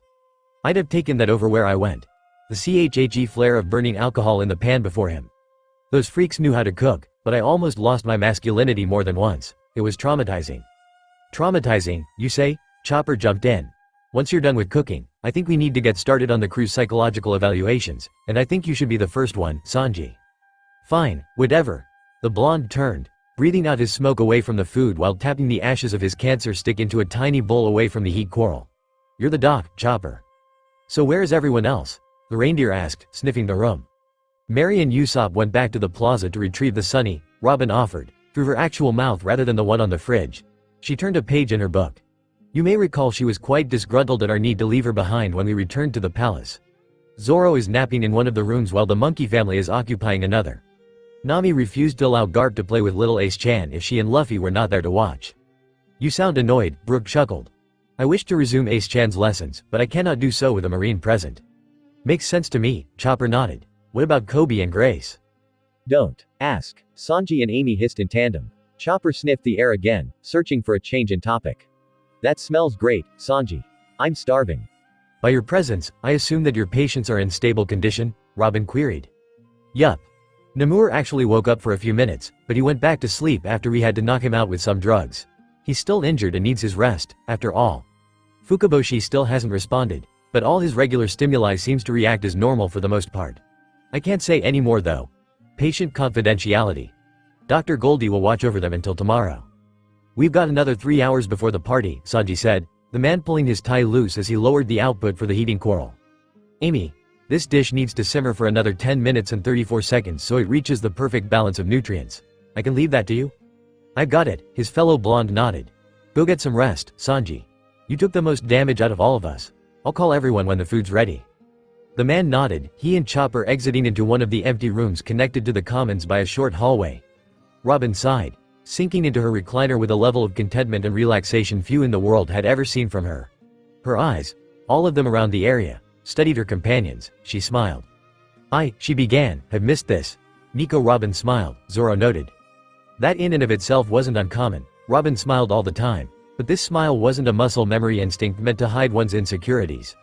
This smile was the kind of smile that crinkled the sides of one's eyes, making them squint, and hurt the cheekbones with that wonderful burn one learns to associate to time spent with friends. Her musical laughter danced through the air, mixed with all the other laughs from pirates and locals alike. Zoro scowled, hiding his face behind his mug, allowing the river of alcohol to carve its regular, burning path down his throat. Maybe then the haze that drowned out some of the voices of his past could also make the nagging taunts of Yuzu disappear, too. Robin was not his mate. Woman. Whatever, it was a stupid assumption by a stupid enemy, so why did his stupid words keep bouncing around Zoro's head? And why did they get worse when she held Nami and Luffy's brat? He shook the most recent round of questions away, managing to not spill his drink from years of practice, before locking such thoughts away in the deep recesses of his mind. It would bring nothing but trouble if Luffy or Goda forbid, the shit chef managed to hear them with their observation. Hell, Koby might be confident enough now to say something, and he had the strongest affinity for observation hockey out of all of them. To save both his pride and maintain their status quo, no one could ever know the images that came unbidden to the Verdit's thoughts. Unbeknownst to Zoro, Koby would have heard his musings then and there if not for a certain distraction that held him by the shirt, making up for lost time in the corner. Amy and Sanji were purposefully not looking in that direction lest they suffer conniptions for their own reasons. Has anyone seen Luffy? Usopp questioned, pulling attention at the table to himself. If one had asked, he'd say he already had their attentions after his riveting story about the time he rescued Kaya from the ravenous jaws of a mountain cat 50 feet tall, but the way their eyes turned on him after the question told a different story. I mean, usually he'd be with Chopper doing the chopstick dance or hounding Sanji for more meat, but I haven't seen or heard him for the last 10 minutes. You needn't muse about such, Robin responded, Ace sitting in her lap with his orange hat hanging down by a band as Luffy would do with his own. The woman held in her arms before him a children's book she had translated into poneglyphic, the boy gushing over the pretty pictures Grace had drawn to match the story. They are still in the vicinity, by certain definitions of the word. At the very least, they are still within the palace. What's that supposed to mean? Sanji blinked. You make it sound like they're. Robin turned an eye on the chef, the gleam therein causing the blonde's face to drain of color. No, oh, indeed, Robin said. I must say, I'm nearly envious of our navigator, but I do enjoy the show. I always knew you were a voyeur, Robin, Amy commented. That lucky bastard, Sanji hissed, careful to keep his voice low enough that the child could not hear. What does he have that I don't? Do you want an actual answer? Sanji jumped as Mary metaphorically materialized beside him. The metal flower that contained the growing soul of the thousand sunny in her hands. The flower glowed slightly, its light pulsing in time with the music that Brooke and the orchestra played. I can give you an actual answer. Sanji grit his teeth, the end of his cigarette brightening as he sucked in a hard breath. You know full well that was a rhetorical question, Mary. I know, the ship spirit grinned before leaning back dramatically, one hand rising to rest above her forehead. I just can't help it. Zoro's influence is too strong. I can't resist. Must tease the prince. Sanji's visible eye dropped, the corners of his mouth turning downward. He blinked slowly. Really, come on, I'm curious, Mary said. Everyone talked to me about their wants, desires, and insecurities while I was a ship. Zoro told me about his late rival Kuina. Zoro sputtered into his drink. Robin mentioned her mentors. Chopper talked about his adoptive father Hirolik. Uncle Usopp talked about his mother Branchina and Kaya. Amy and Grace talked about Green Bank. Jin told me about his father, and even Koby opened up to me about the raid that killed his parents and how he ended up on the ship of the pirate Alvida, but you never mentioned your family. The closest you ever got was when you said something about missing your sister one day. I thought they were dead in that shipwreck you talked about. They aren't, Sanji sighed. It would have been worldwide news if Germa sunk. It'd be better for the world if they would, though. They're deplorable. Except your sister. Sanji closed his visible eye as he chewed on the butt of his cigarette. It's been more than a decade since I saw any of them. She's probably just as much a monster as the rest of them now. 5,000 Barry says we'll run into this Germa group, Jin said, the monk leaning against the other side of the table with a large saucer of sake. I mean, Donna's got mapped whole world, so we'll get there eventually. Germa isn't a static, there, the runaway prince responded, missing the way the rest of his nearby crew members leaned in. The Vinsmokes were driven from their home in the North Blue because of their war crimes, causing Germa to become a floating, mercenary country of science and violence. I didn't buy into it and managed to run away during one of their invasions. I got on a ship, started learning how to be a cook, the ship sank, and Zeph saved me, the rest in history. Much like my own, I fear your history will seek us out, Robin commented, turning a page to give Ace another piece of artwork to admire and more words for him to attempt to decipher. I'm certain you recall the trouble our crew partook in when I foolishly attempted to surrender myself. I would be remiss if I did not suggest the likelihood of history remanifesting in such a permutation focused on you. What does that even mean? Zoro questioned. See, Sunny. Mary cooed into the flower. Robin's the smart one and Zoro's the grumpy, dumb one. What was that, you two-bit fishing boat? Now, Zoro, Robin chided. Curb your anger. We needn't scare little Ace-chan nor sour relations with the kingdom because of your temper. Now look, Sunny, Mary whispered without actually whispering. Zoro gets mad at something and Robin pulls him back. It happens with Mrs. Nami and Captain Luffy, too, and they're mates. That's part of the human mating ritual. We aren't mates, Zoro yelled, his words garbled as Sanji cried, like hell I'd let that happen. Like hell, Ace parroted. Sanji froze, his face turning white as Zoro exploded into laughter. It wasn't me this time, Jin assured himself, bowing his head in prayer to whatever deity would listen that Nami knew it wasn't him. Wasn't me. Oh no, Kai. The boy read, going back to his book. That right, Auntie Robin sensei? Ace, Robin complimented, ruffling the boy's hair. He grinned in response, turning the page himself. Aren't you worried Garp is going to catch you teaching Ace that language? Mary asked. Her cheeks puffed out. The glowing of the metal flower in her hand shifted to the side slightly, something making Mary's cheeks color. No, Sunny. I'm not annoyed that the 2-year-old is getting ahead of me in language lessons or that you'll be able to learn through osmosis. Shut up. I do not believe you need to worry yourself, Mary, Robin said. Remember, Nami mentioned that little Ace-chan is likely to have inherited a genius-level intellect to rival Dragon, the Revolutionary. He is also at a stage wherein learning languages is infinitely more instinctive as his brain is not fully developed. You simply have more barriers to overcome but are still learning more quickly. Well then, Mary leaned back slightly, her chest puffing out. When you put it like that, I suppose I'm mollified. Frickin' brainiacs, Zoro muttered to himself. Say, Sanji put in, the blonde looking around the room. Have any of you seen the princess? It looks like she's disappeared somewhere. The princess too, Amy added. Rums Try and Ta say they're getting kidnapped, but I can tell he's lying, Jin said. You can't hear what I hear, Jin-kun. Oh, all of them stepped out onto the balcony, Mary answered. Not that they can step since they all have tails. Bahaha. Her crewmates groaned at the joke. Anyway, I passed them on the way over. Overheard one of them talking about Shirahoshi needing some space away from the crowd. She's not used to it after being cooped up for the last decade. The poor, maiden princess locked in a tower all her life, hiding her beauty from the world, Sanji wept, one hand curling into a fist. It's a tale as old as time itself. If only I'd arrived sooner, I could have become her knight in shining armor, freeing her from her prison. Or you could have had a nosebleed and died, Zoro grunted. Honestly, I think that would have been the better outcome.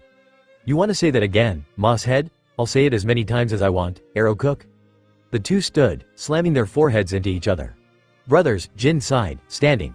Now ain't time for violence, this is a time oh. Stay out of this, battery, both men yelled. One of Jin's eyes twitched at the nickname, his hands reaching into his sleeves for his tonfa. I ain't a battery, morons. The monk lunged forward, tackling the pair and initiating a three-way battle the rest of the crew expected to become a regular occurrence. Ace read his book without looking up, too engrossed in the pictures. As the fight raged in that section of the party, a trio of figures stood on a balcony. They stared off into the dark abyss of the ocean, the dancing lights of dusk from the light tree eve above shimmering in the waters. "Bury for your thoughts, little sister?" Manboshi asked, breaking their tentative silence. Shirahoshi did not immediately answer, the girl's blue eyes still staring off into the distance. "Is it my fault?" she finally questioned, unshed tears beginning to form at the corners of her eyes. Her hands gripped the railings sized for their father, her delicate fingers turning white from the strain. "Am I to blame for Big Brother's injuries?" "Of course not, Latido." Ryuboshi answered a little too fast. "The one to blame is that deplorable Vanderdecken. He's the one who caused the mess you and Brother Fukaboshi got wrapped up in. But you don't have to worry. Dr. Goldie, Namur, and Madame Finwaters will find a way to bring him back, and when they do, he'll tell you the exact same thing. It's not your fault." But a single, massive tear slid down her cheek.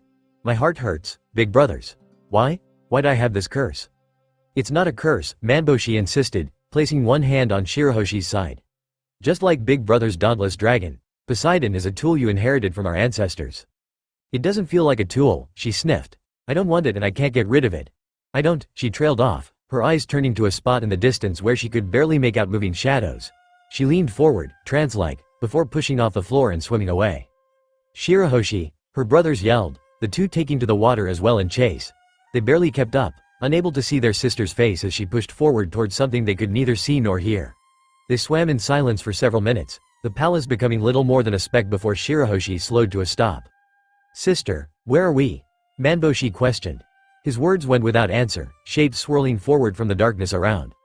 The brothers drew closer to their sister, falling back into stances for merman combat for lack of their regular weapons. The shapes slowly coalesced from the sea, forming sea kings of different sizes and shapes, each overshadowing even Shirahoshi and each looking down on the trio with intelligent eyes. Though Ryuboshi and Manboshi eyed the creatures, Shirahoshi watched them with awe. "Swim away, Shirahoshi," Ryuboshi warned. "Manboshi and I will hold them off." "No," the princess told them, "they feel peaceful."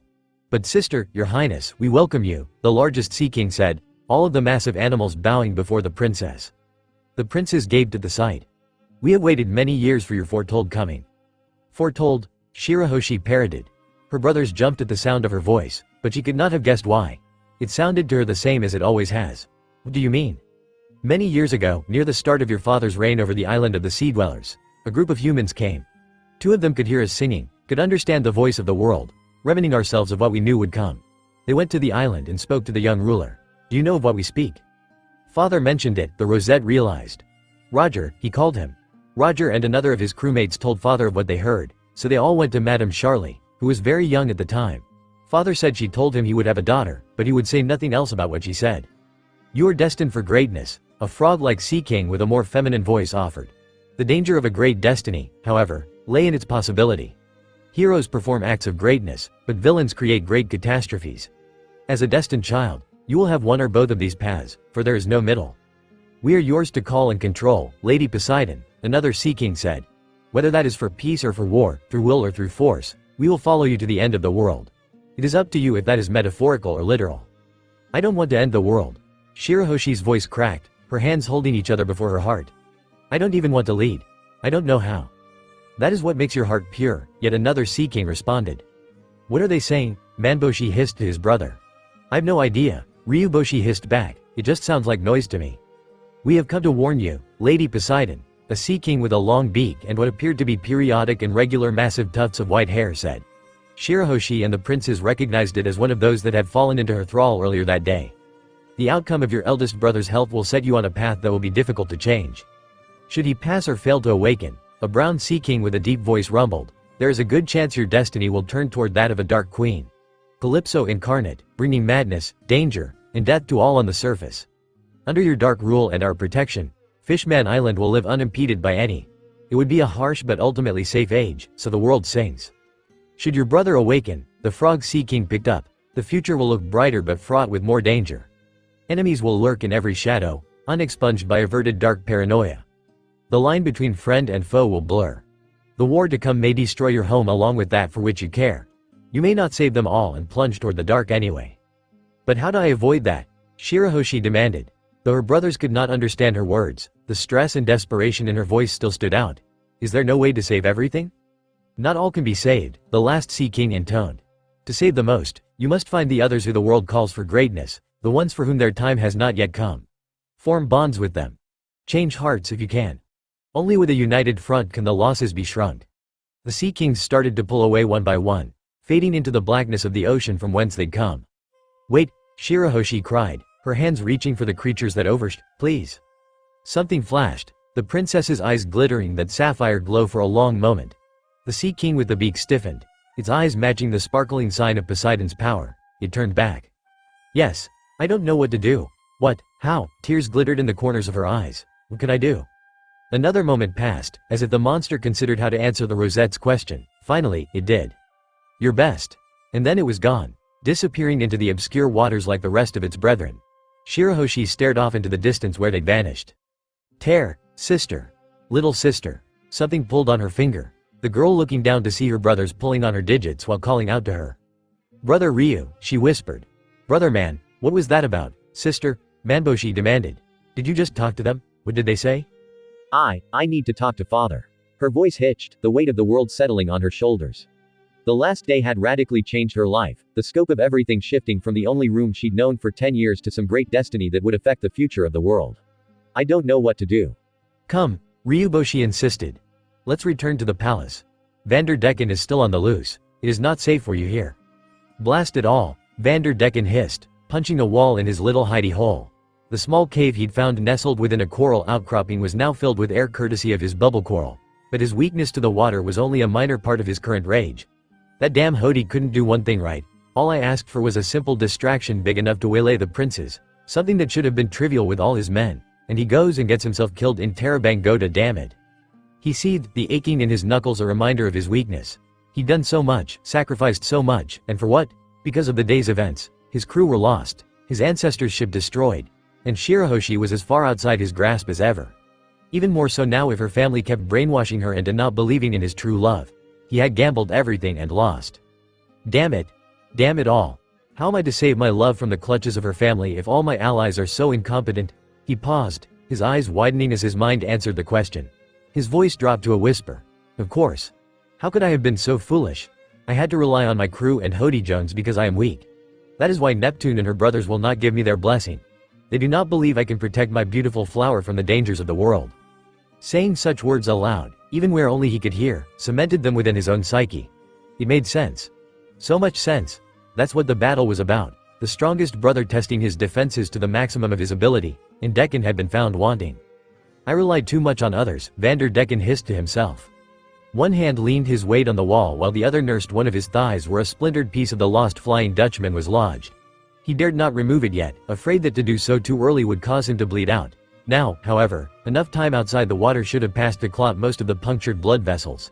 He ripped off the bottom couple inches of his shirt before gritting his teeth and pulling the wood from his limb. A muffled grunt of pain worked its way through his defenses, but purpose drove him forward. Crimson liquid rolled down his leg. The captain without crew or ship quickly stuffing a handful of sea moss from the wall into the hole before wrapping the whole thing in his makeshift bandage. The sliver itself became the centerpiece of his tourniquet, playing a role in healing the wound it had caused. Just watch, Decken hissed, the burning pain in his leg driving him further. Wait for me, my sweet Shirahoshi. I'm not strong enough to protect you now, not like your brothers can. Not yet. Wait, my darling, wait, and I'll return for you one day. I'll travel this grand line in this great age of pirates and fight my way to the top. I will come back, strong enough to save you from your imprisonment. Until that time, I shall protect you from all threats I can see before they reach you. I will grow powerful enough that even the Marines will cower at my mention. I will prove to your family that I have what it takes to become your husband. His eyes widened, the mad gleam in them dancing in a light of irrationality backed by an unyielding determination. He grinned, pointed teeth cracked, chipped, and discolored from years of poor care bared themselves in this pocket of air. Black smoke twisted into being around his hands as his glove-covered fingers dug into the tunnel wall, but the man did not notice this in the darkness around. I will return as the king of the pirates, for what other man could be worthy of the hand of a princess? What other dowry would do for the most beautiful mermaid in the world than the One Piece itself? Bahohoho? Bahohoho? How are we doing on food? Frankie called from the deck of the Thousand Sunny. The dock below swarmed with people, pirates and commoners alike working together to get crates of gifted food and valuable knickknacks within range of the ship's ropes. Sunny worked from there, her ropes hauling most of the boxes and barrels to the deck where the heavy lifters of the crew could sort them into their proper places.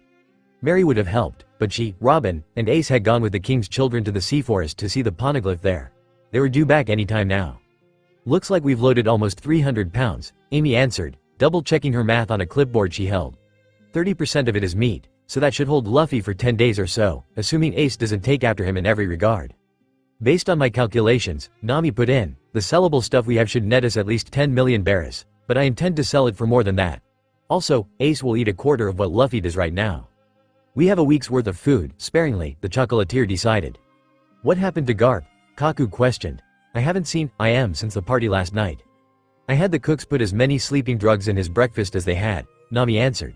We didn't need him doing anything. I don't know what he would have done, but I know it would have been trouble, stupid, or both. You know, fair point. Maybe that's for the best. Hey, Nami, Grace called, pulling the navigator out of the money dream she'd been sinking into. The minister guy and the king want to talk to you. I'll leave this to you all. Nami hopped off the Sunny's railing, her air walls forming slanted platforms under her. She slid down, coming to stand before Neptune and his minister. You called? We have something for you, Jammin, the king nodded, his advisor offering their gift. Nami took it, finding a new log pose in her hand. Unlike the one she'd been using, this bracelet had 3 bulbs rather than 1, each with their own needle pointing a separate direction. The needle in the middle wavered while the others were still. Thanks, but why are there 3 needles? And they're pointing different ways. Is this broken? No, miss, the seahorse fishman replied. The weather in the New World is more unstable than in the first half, but even the magnetic fields of its islands can waver or even disappear entirely. By having the log pose like this, you may track 3 separate islands, so if one vanishes, you'll still have 2 more options. That's good to know, but why is one moving? Typically, the king rumbled, the more the needle moves, the more dangerous the island, Jammin. Navigators like yourself should be able to deduce where to go based on such information, Jammin. Hey, Nami, Luffy yelled, jumping from the ship to land beside his wife. She paled as his arms wrapped around her waist, his head resting on her shoulder where he could study the new log pa say something about options and danger, right? Well, as captain, I think we should go to that middle island. It looks the most fun. You shut up, Nami roared, rounding on the young father. She grabbed his face, stretching his cheeks. I am the navigator, so I'll choose our course, the course I think will be safest for our child. But safe is boring, Luffy argued. We can't take Ace's childhood fun away from him. I mean, if he wants to be strong like us, he needs to wrestle crocodiles and tigers like I did with my brothers. That was the highlight of my childhood. That's exactly what he shouldn't do. I'm the captain, and I say we're taking the funnest route. Leave that choice up to me since I'm the navigator. I direct the ship, I don't try to be the captain, so don't try to take my job. You try to be the captain all the time, young love, the king sighed, fondly remembering all the times he lost arguments to his late wife. Lost arguments, and not argued with, because the latter would imply he won even once. We're gonna die, Usopp and Chopper cried, resigning themselves to Luffy's dangerous game. We're all set to go, Coby called, his voice loud enough to pause the married couple squabbling. We're just waiting for the others to come back and we'll be clear. I don't want to leave, Sanji whined, the chef dancing as his one visible eye turned into a heart. The mermaids he'd helped save from Caribou called to him from the dock, begging him to come back. The way they bounced as they waved threatened the chef's health. I'll return one day, my Melorines, you're all I dream about. So much for the all blue, Zoro smirked behind him, the blonde rounding on him. You shut your slanderous mouth, moss head. Oh, busting out the big words. How noble of you, swirly brow.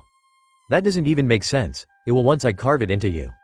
Jin stepped between them, his hooded eyes turning from one to the other and back. I thought after beating crap out of you two last night, we wouldn't have listen to this again, till we hit surface. Clearly my foot gave you a concussion, because I remember knocking you senseless, holy man, Sanji retorted. You only had to hit him because you couldn't hit me, Zoro sniped. Clearly my lightnin' fried memory, ya heretics.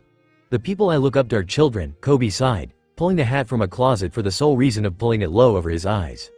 Luckily for him, the ship rocked as 3 entities breached the surface of the water.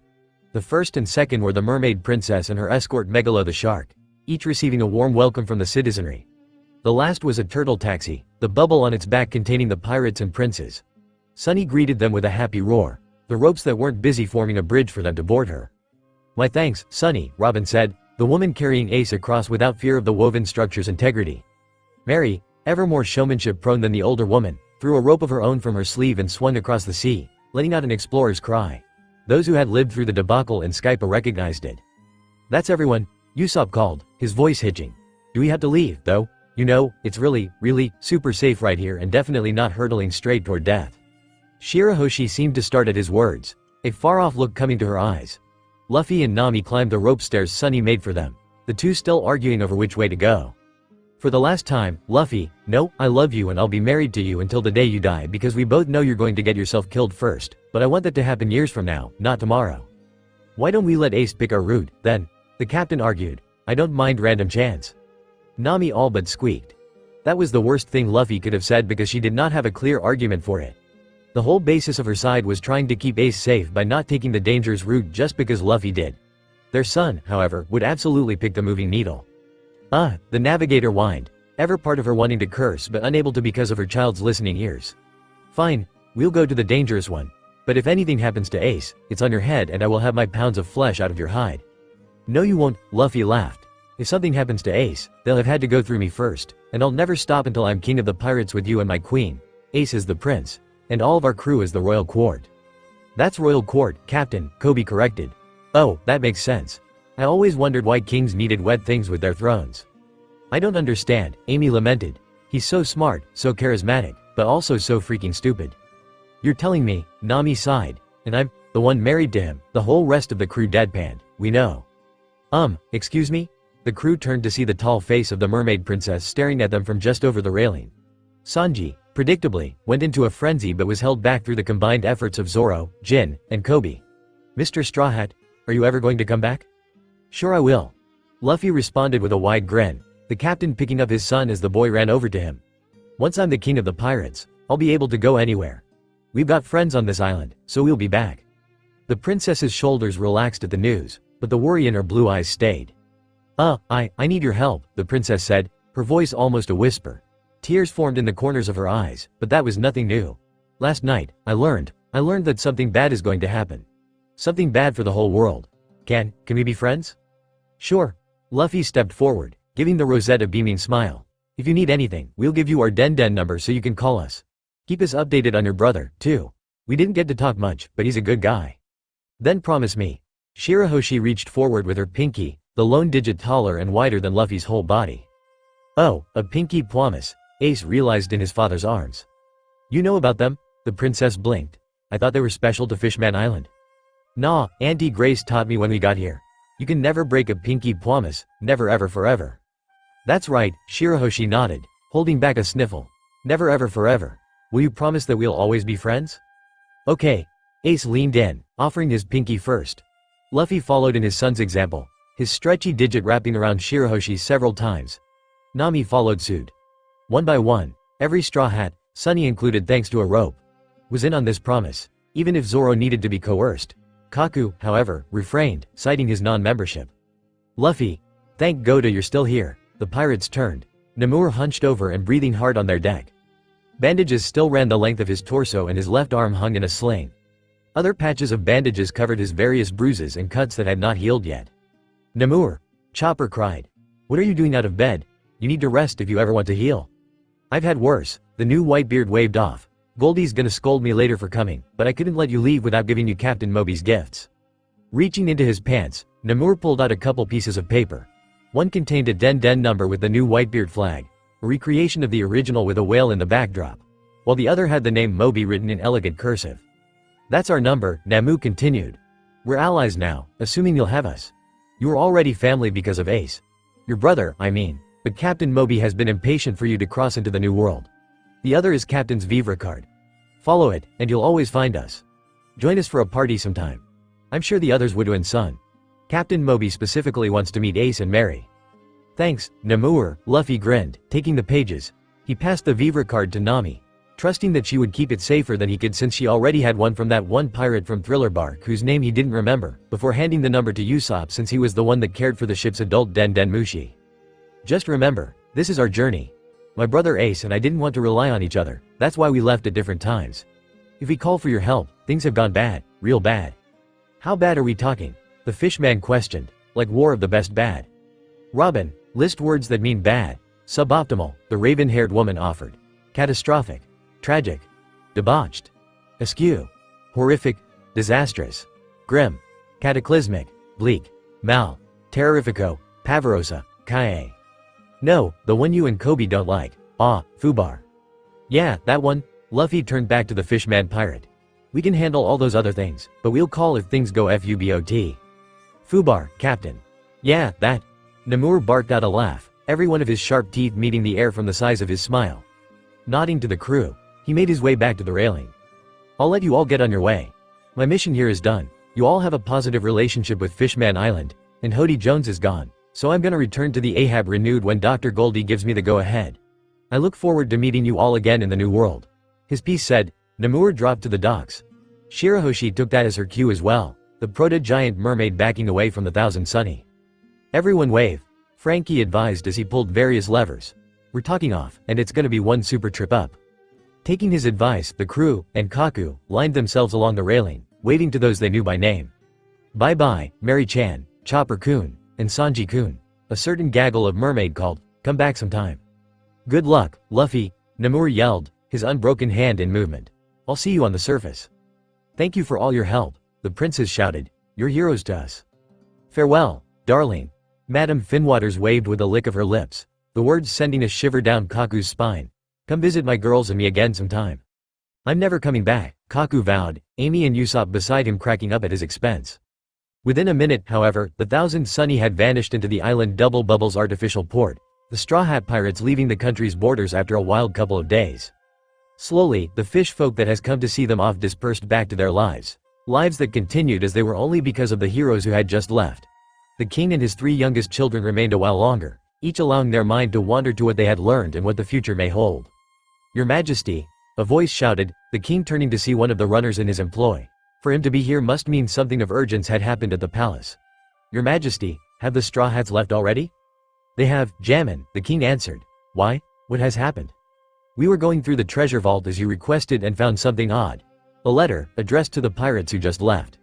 Why would a letter addressed to the Straw Hats be in our vault? Solatido, Ryuboshi blinked. Who's it from? Manboshi added. That's another part of the mystery, Highness, the runner answered. We do not know and did not wish to open it. Manboshi, open it, Jammin, Neptune commanded, for his fingers were far too big to work with paper of such a small scale.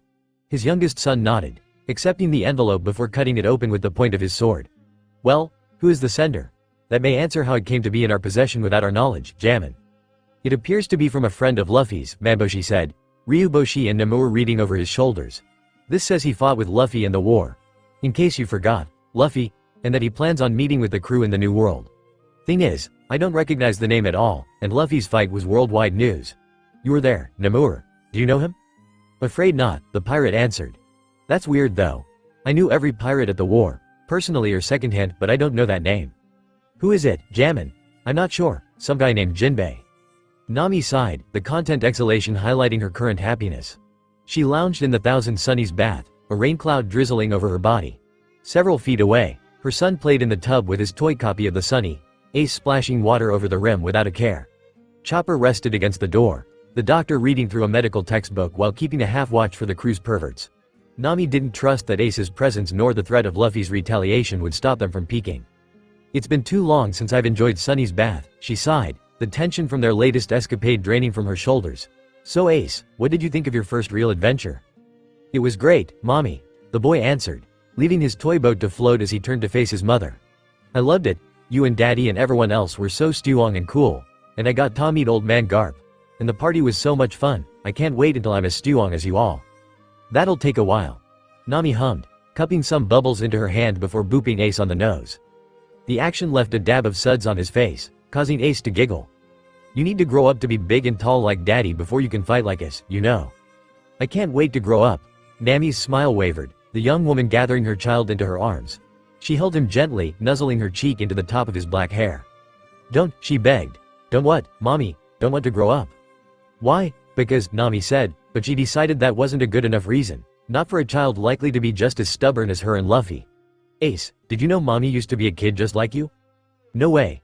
The boy balked. Mommy's always been Mommy. Nami chuckled. To you, yes.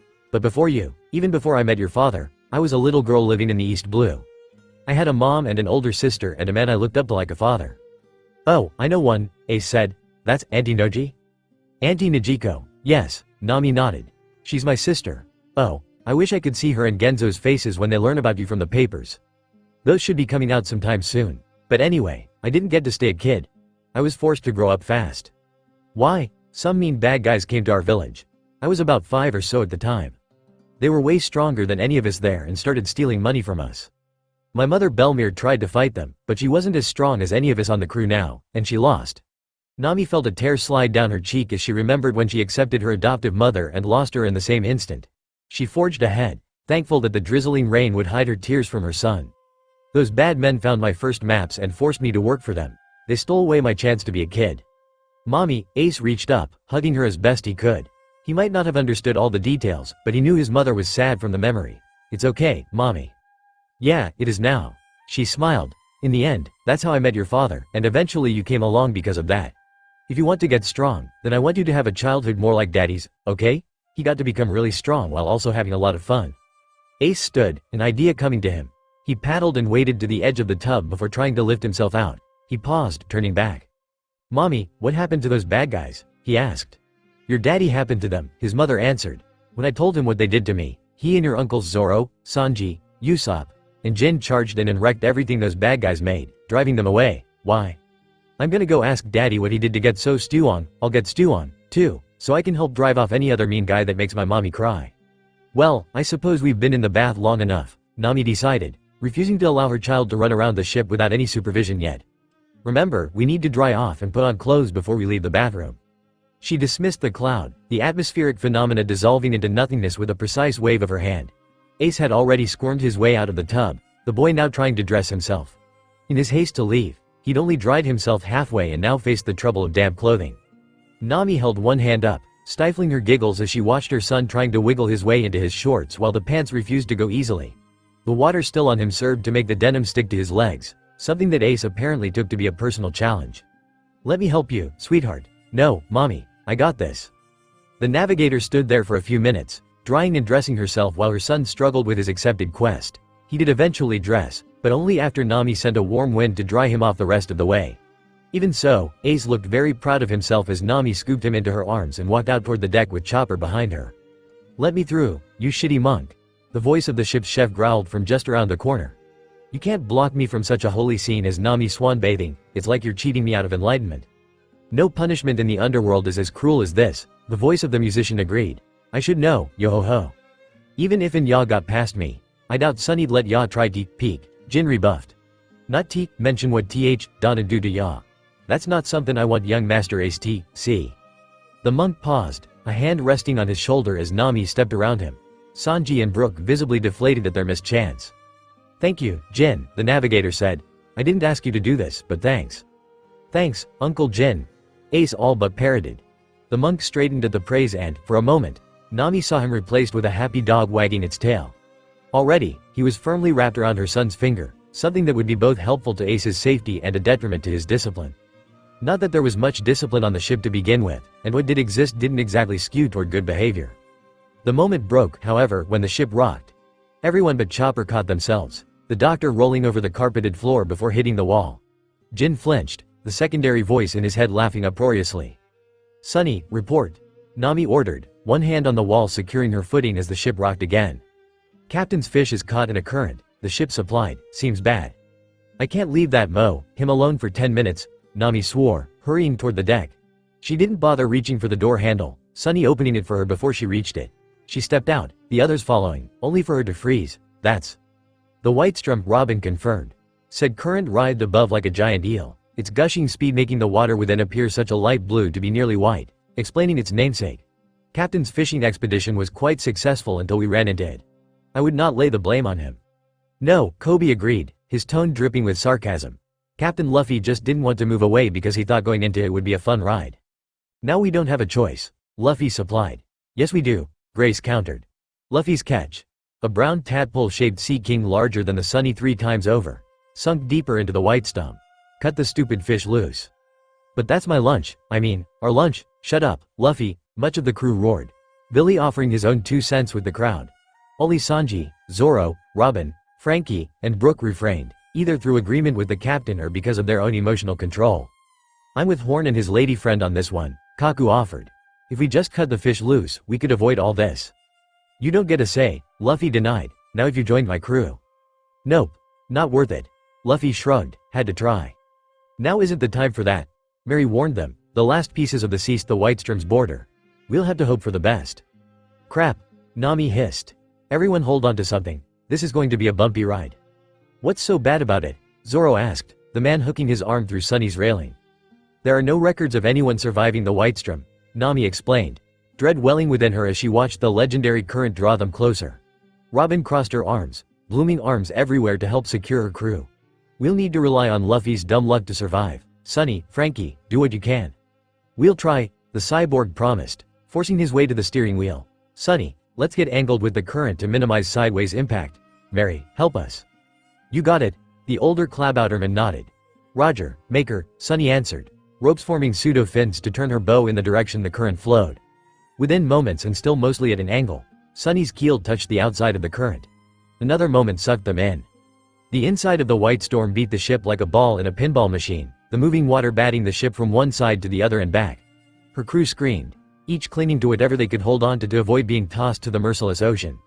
Their greatest blessing in the endeavor was the resilience of their bubble coating, their air supply stretching and distorting but never reaching the point where it could be broken. Frankie ground his teeth, his mechanical arms struggling to maintain the steering wheel's angle lest their impromptu roller coaster turn even more dangerous. The voices of most of his crew echoed in his ears, his masterpiece of a ship roaring in defiance of the world itself helping to maintain his determination. And within it all, Luffy and Ace had the gall to laugh. Father and son relished the experience as dangerous, once in a lifetime, and absolutely exhilarating. For several minutes that felt like several lifetimes, the thousand Sunny suffered that brutal dance only for the whole thing to come to a sudden end. Sunny bounced off a wide, black wall, the whole thing apparently large enough to stop even the Whitestrom cold. The ship of the Straw Hat Pirates spun away, freed of the danger but still reeling from the encounter. Usopp, looking green in the face, stumbled his way to the railing before hurling over the side, inciting a groan of disgust from Sunny. Wah, Billy complained, finding his own place hurling next to the sniper. Again, Ace cheered. We survived, Mary blinked. Ogoda, we survived, and we didn't lose anyone. Wait, maybe we did. Where's Kaku? I've got him, Zoro answered from the railing, one arm extended over the side. The crew could just see the horns of Kaku's giraffe transformation poking up, assuming Zoro had his hand hooked under the poor Zone's chin. He heaved, dropping the ex-spy onto the grassy deck. Kaku groaned, slowly shifting back into his man form. What did we hit? Amy groaned. You tell us, Coby tried, wedged under the deck's bench. Can't. World's still spinning. Do it later, trying to shake her nerves away. Nami looked up to get her bearings. Grace had shuffled her way to Coby and was trying to pull him free. Amy hung tangled upside down in the rigging, her eyes reminiscent of swirls as they still rattled in their sockets. Behind her, however, the dark sea was unnaturally uniform, little bits of shine denoting that it was not actually water they saw. Almost slowly, a part of this uniform darkness cracked, opening to reveal a single eye that dwarfed even the fish Luffy still had on the hook. Its pupil shifted, turning on them. BWOOO, wah, Billy quacked, his body shaking as he stared at the thing that had made such a sound. Whoa, Kaku said. What is that? It's bigger than a giant's appetite. It's an island whale, Sanji realized. It's as bigger than Laboon was. It's even got scars, too. Laboon? Brook gasped. Laboon's here? Nah, Coby said, his touch bringing the skeleton back to the present. He's not the only island whale in the world. I can count at least 5 more from here, so this must be a pod. Maybe even his pod. Who's Waboon? Ace questioned while the skeleton pulled out his violin. He's this super big whale we almost crashed into when we first left the East Blue, Luffy explained, putting his stretchy arms to best use highlighting his super big with a gesture only possible for him. He even swallowed us after I punched him in the eye cuz he broke my captain's seat. That's why I got the neck scar, Mary realized, one hand rising to feel her choker. Huh. Whoa, Ace smiled, stars in his eyes. Laboon did that, Brook gasped. Yeah, Luffy nodded. Then we met the flower guy, Vivi and some crown guy made an explosion, and we beat them up. Wow, Captain, Coby blinked. I'm surprised how accurately you remember that considering it was more than 2 years ago. I was hungry, fought Laboon to a draw, and we had lunch right after. Of course lunch is why you remember it, Nami commented with a roll of her eyes. I remember because of Mary's damage, Usopp offered. That was my first time cooking an elephant bluefin tuna, Sanji reminisced. BWOOO, and that's our K to pull out of memory lane, Grace said. We survived the White Storm by sheer dumb luck, so now what do we do to not get eaten? Again, Coby and Jin added. Music is always a correct answer, Brook offered, drawing his bow over the strings of his smallest instrument. If these island whales are anything like Laboon, then I doubt they'd say no to a little song. The first few notes were enough to clue the rest of the crew and Kaku into the musician's choice of song, the familiar tune of Bink's sake filling their surroundings. Grins spread like wildfire through humans, whales, and other assorted sentients alike. Brooks' voice echoed, his emotions laid bare in the old shanty. By the time the first verse finished, a nearby whale rose to perch the ship on the bridge of its nose, carrying the thousand sunny toward the surface. Now this is what I call traveling in style. Mary laughed. Not many other crews can claim to be carried to the surface by a whale. Wah, wah, this is cool, Ace agreed, badass. That is not a good word, Ace, Nami chastised, Jin all but running indoors while she was distracted. It's a bad word, so don't say it. I don't see anything wrong, Luffy shrugged, only for Sanji to set a hand on his shoulder. Luffy, you might as well drop it, the blonde advised. I don't think this is a fight you can win. We're nearing the peak, Grace called. This is it, 5. 4, Amy picked up. 3, Usopp added, the rest of the crew now joining. 2, 1. We made it, Luffy yelled, the water resistance vanishing as the island whale giving them a ride breached.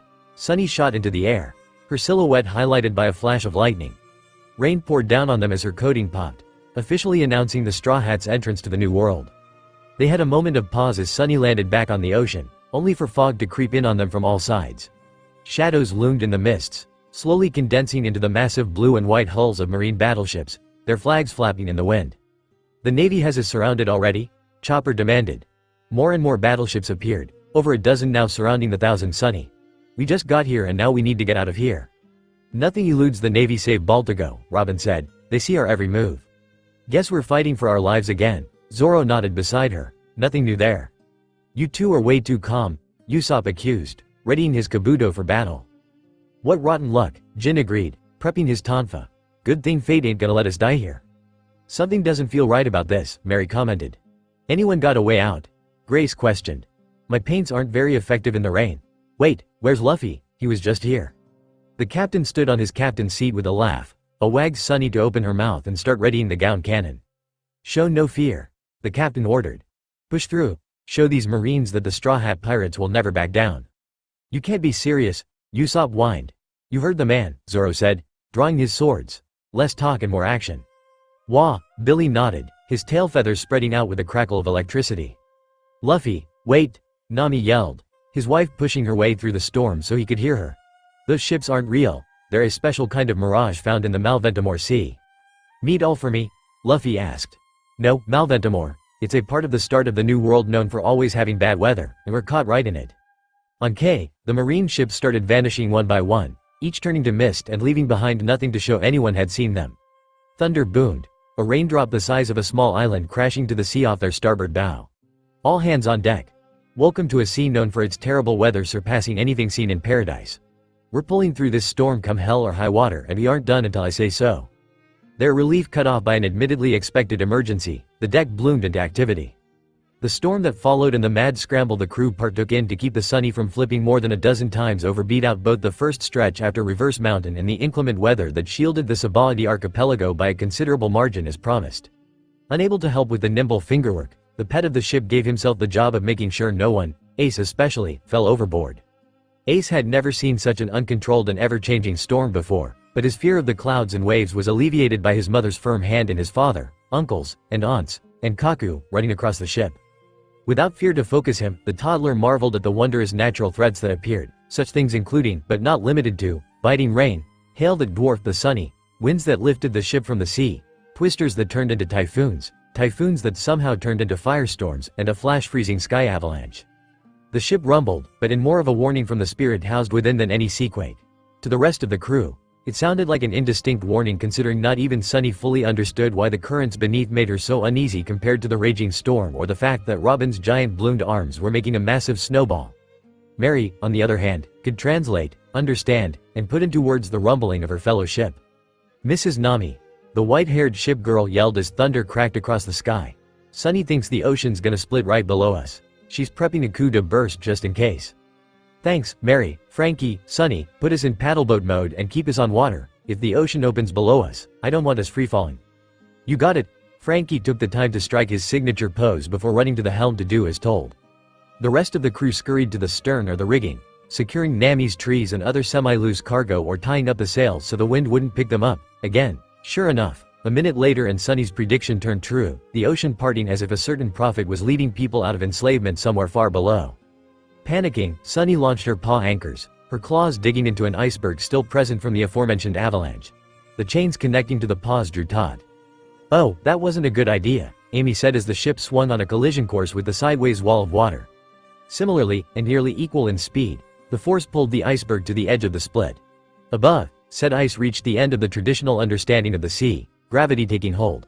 "Hit that coup de burst, Frankie. I'll handle this." "Not alone, Ya won't," Jin offered, the baker finding the monk standing on the side of the mainmast as Sunny's keel slammed into the side of the ocean. They began to slide downward, said direction also happening to be backward. "We'll end up in the deep sea again at this rate," Coby yelled. "We're more likely to hit a rock and perish before then," Robin commented. "Or have that iceberg turn us to mangled scraps and flotsam."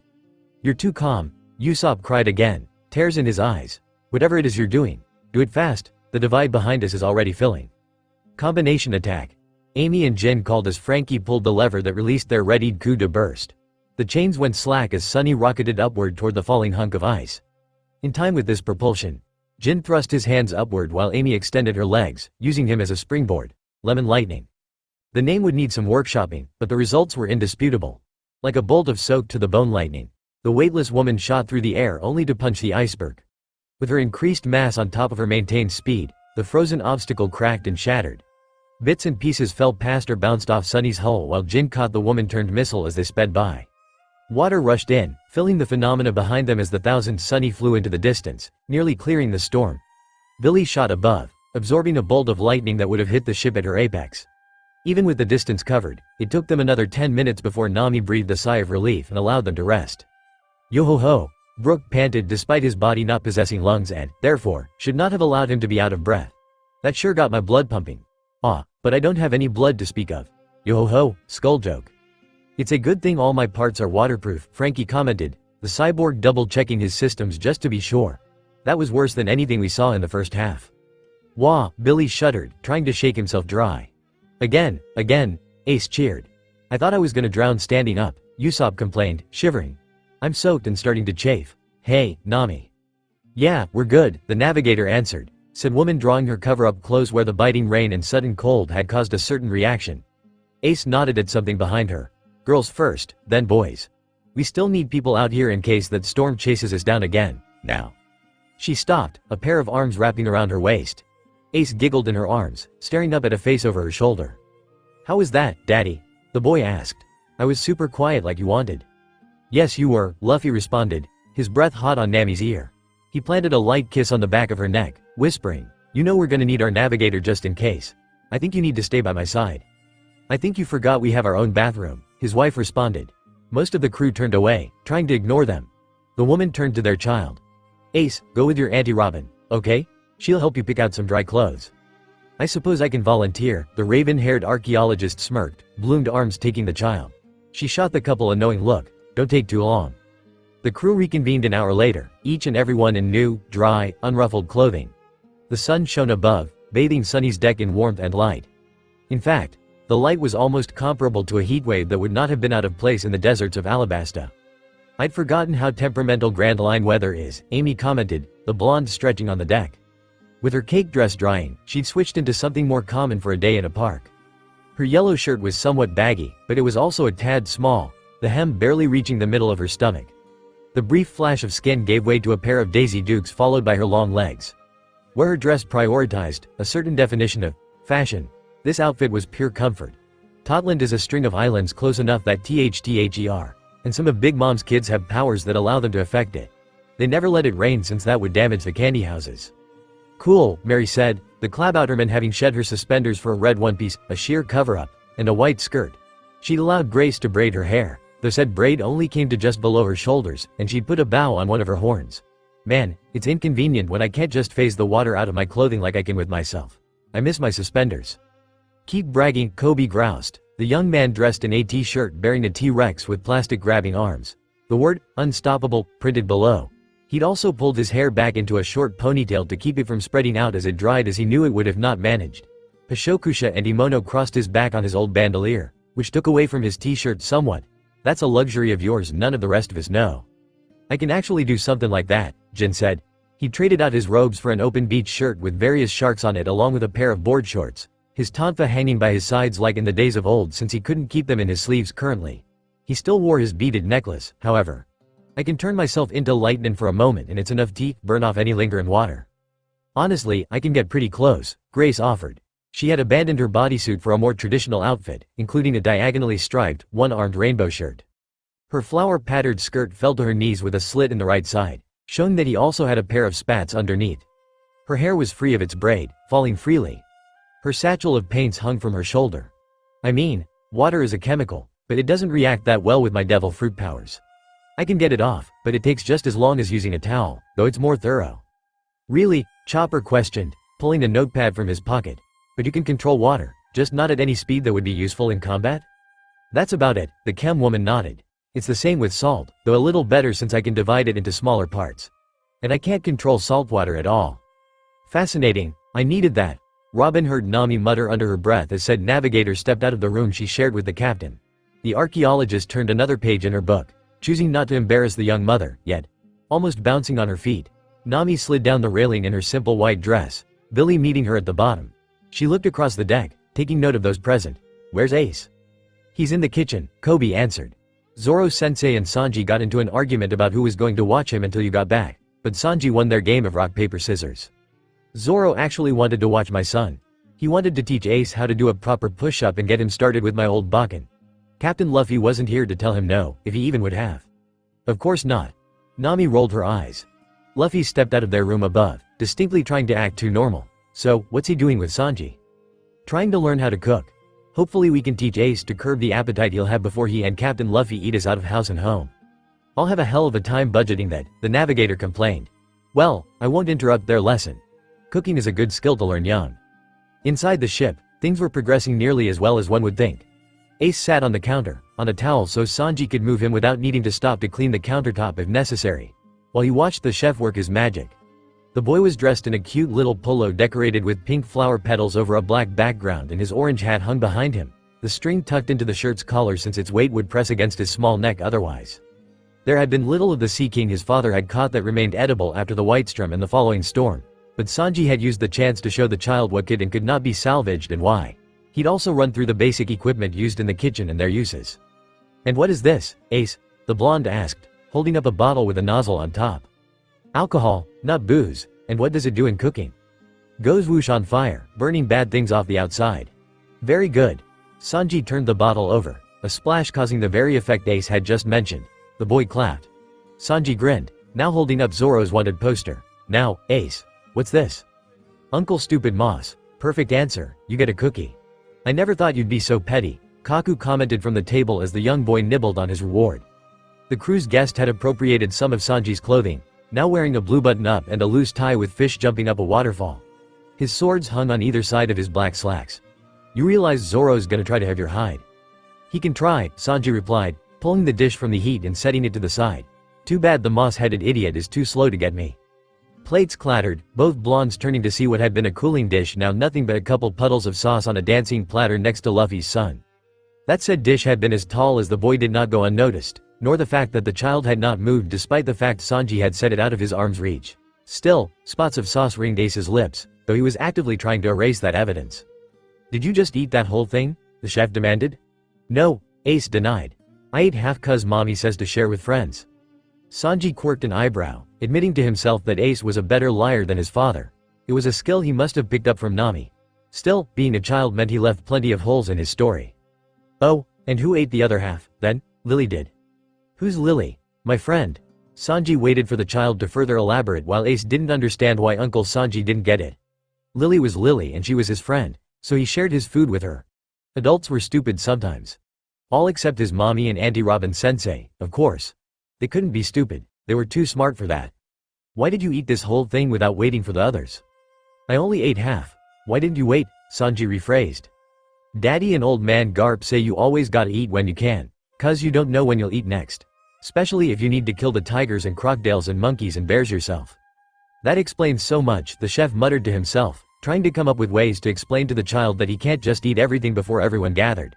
He couldn't exactly kick the boy like he could the father. Sanji? Kaku questioned.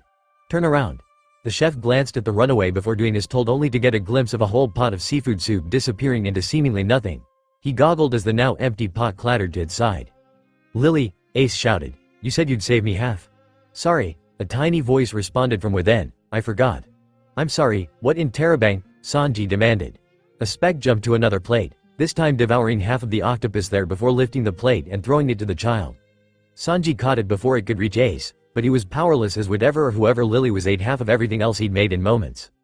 "Stow away," Sanji yelled, his voice carrying to the crew outside. "Food thief."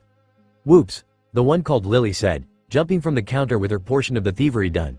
She reached the door as Luffy, Usopp, and Coby barged in, the speck disappearing into the grass of the deck. "Food thief in Terabang," the captain demanded. "Where in Terabang? I'll beat him up." "No," Ace yelled. "Don't hurt Lily. She's nice. Something the size of a bug ate half our food," Sanji said.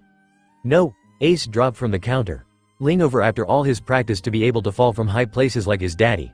Still, no matter how fast Ace thought he was, the rest of his family was faster.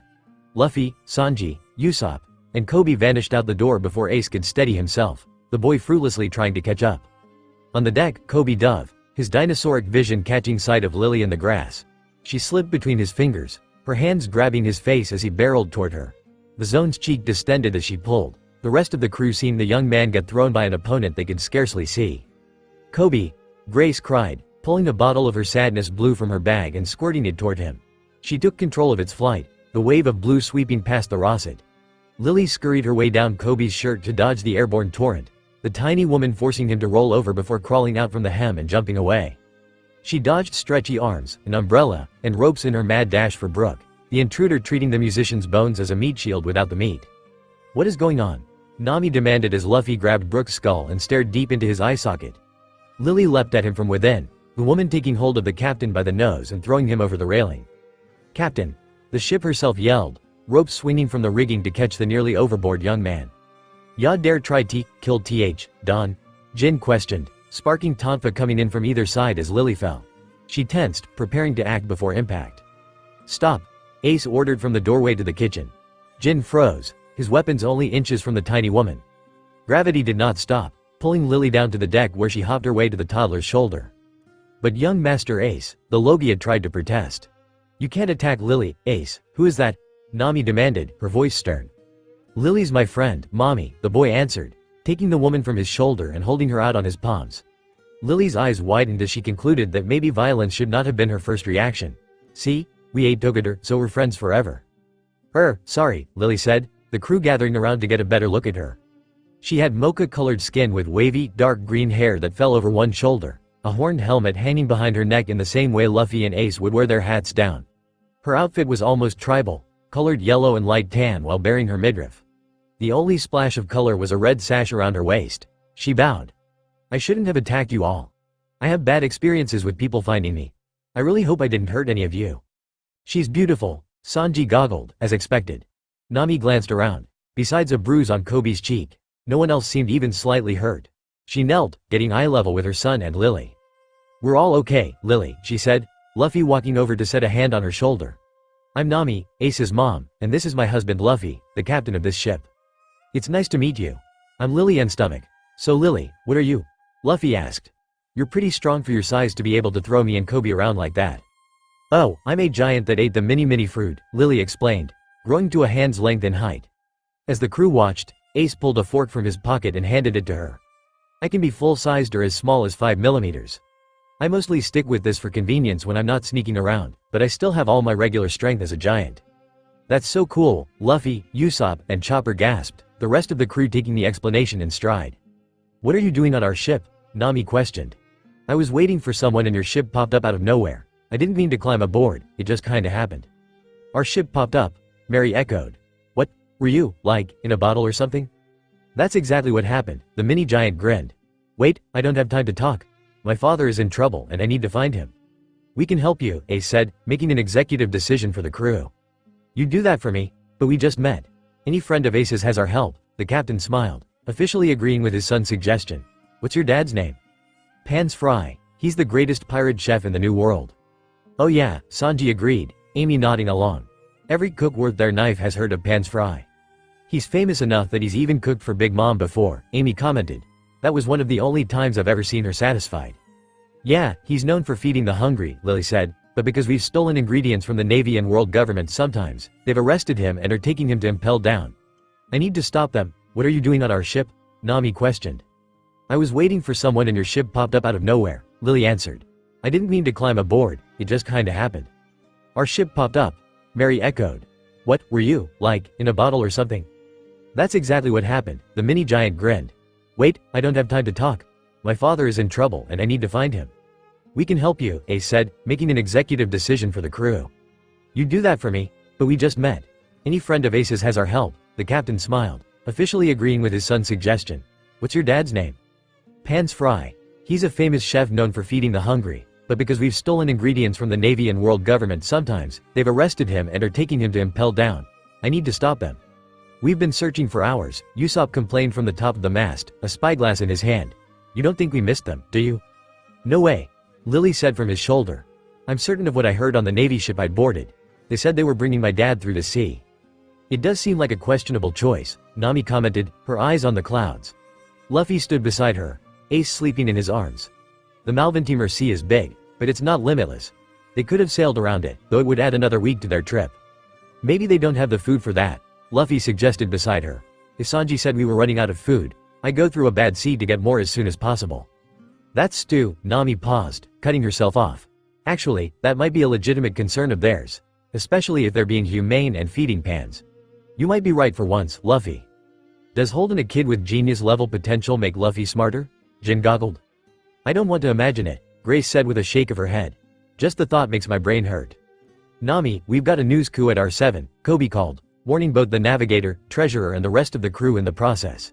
It's an emergency release. Something big must have happened. I wonder what it is, Amy mused as the bird swooped low, coming to rest on the railing. It blinked, its eyes going wide.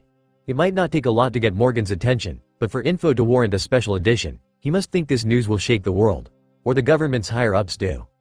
Z's, Zoro snored, dead to the world. Morgan's, Usopp questioned, who's that? He's the head of the newspaper, Brooke offered. He scheduled an interview with me once right before I went on tour, but someone else did it. Apparently, he got caught up in something else. Some sort of party invite. I bet that was Big Mom's doing, the female baker said. She makes Morgans meet with her every couple of months. So Nami, Robin began, the woman turning an eye on the navigator who now held the special edition newspaper. The berries it cost fell from her limp fingers, the news coup scrambling to catch them in its pouch before flying away at top speed. What, perchance, threatens to shake the foundations of our world? Those, Nami struggled for words, her face cycling through unbridled anger and unadulterated worry. Her fingers clenched the page in her hand, wrinkling the paper. Alt-Bay. What is it? Luffy asked, trying to peer over her shoulder. He squinted before deciding he couldn't read what it said. His hand came around, settling over her own to still the shaking her tense muscles caused. Wow, what a great picture. Care to fill us in, Captain? Sanji suggested with a puff of smoke. We're on the edge of our seats waiting to know. But you're not sitting down, the captain blinked. Just give us the news already, Mary demanded. If this is gonna affect us one way or another, we need to get started on how to deal with it. Affect us? It's about us. Luffy carefully peeled Nami's fingers from the paper, his wife still staring off over the sea while muttering curses and incoherent threats under her breath. The young father held up the page, his crew gathering around to see it. It's a whole paper about Ace, doesn't he just take after me? She. It was a sleepy day like any other for the little town of Kokoyashi. The sky was blue save for the occasional cloud. The leaves were green save for the occasional flash of warm colors where fruits neared peak ripeness, and everything else boasted its appropriate color. The dull buzz of the town proper drifted over the island as traders milled through the new bazaar in the distance. Not much had changed over the past 2 years save a bump in population with a rise in exports. A company out of the North Blue had sailed in a little over a year ago and struck a deal with Najiko to export her tangerines to wider markets, making the woman's small orchard expand. She now ran the Cat's Bell Citrus Company and could claim to be the richest woman on the Orange Archipelago, a chief export that brought misunderstandings about the origins of the archipelago's name. In doing so, the Bluenet's tangerines put Kokoyashi on the map, sailors of all kinds finding their way to the shore for a better chance of fending off scurvy. They could even buy their own tree for the right price. As a result of this increased buzz, Genzo's unofficial position as the town's sheriff had become official, the man now having to recruit, train, and maintain a law-enforcing presence to keep the visitors in line. Several times opportunistic pirates had tried to raid the town and several times had such crews been repelled, but the flag still flying in the town square had waylaid just as many would-be attackers. With more people visiting came a drive for the populace to capitalize on the chance. Blacksmith shops, restaurants, jewelers, and more springing up one after another as the place Arlong had sucked the life from rebounded and thrived. Considering all this, maybe it was wrong to say little had changed. Nijiko mused on these developments as she always would during her lunch break while she waited for Genzo to meet her. She still did not know how the Leonardo Corporation had heard her name or whereabouts, but their visit had brought prosperity to her and her beaten-down home, so she wouldn't look a gift horse in the mouth. Still, she wondered. Thinking again, "I see," the voice of the old man commented, the young woman turning to see her father figure limp onto her orchard.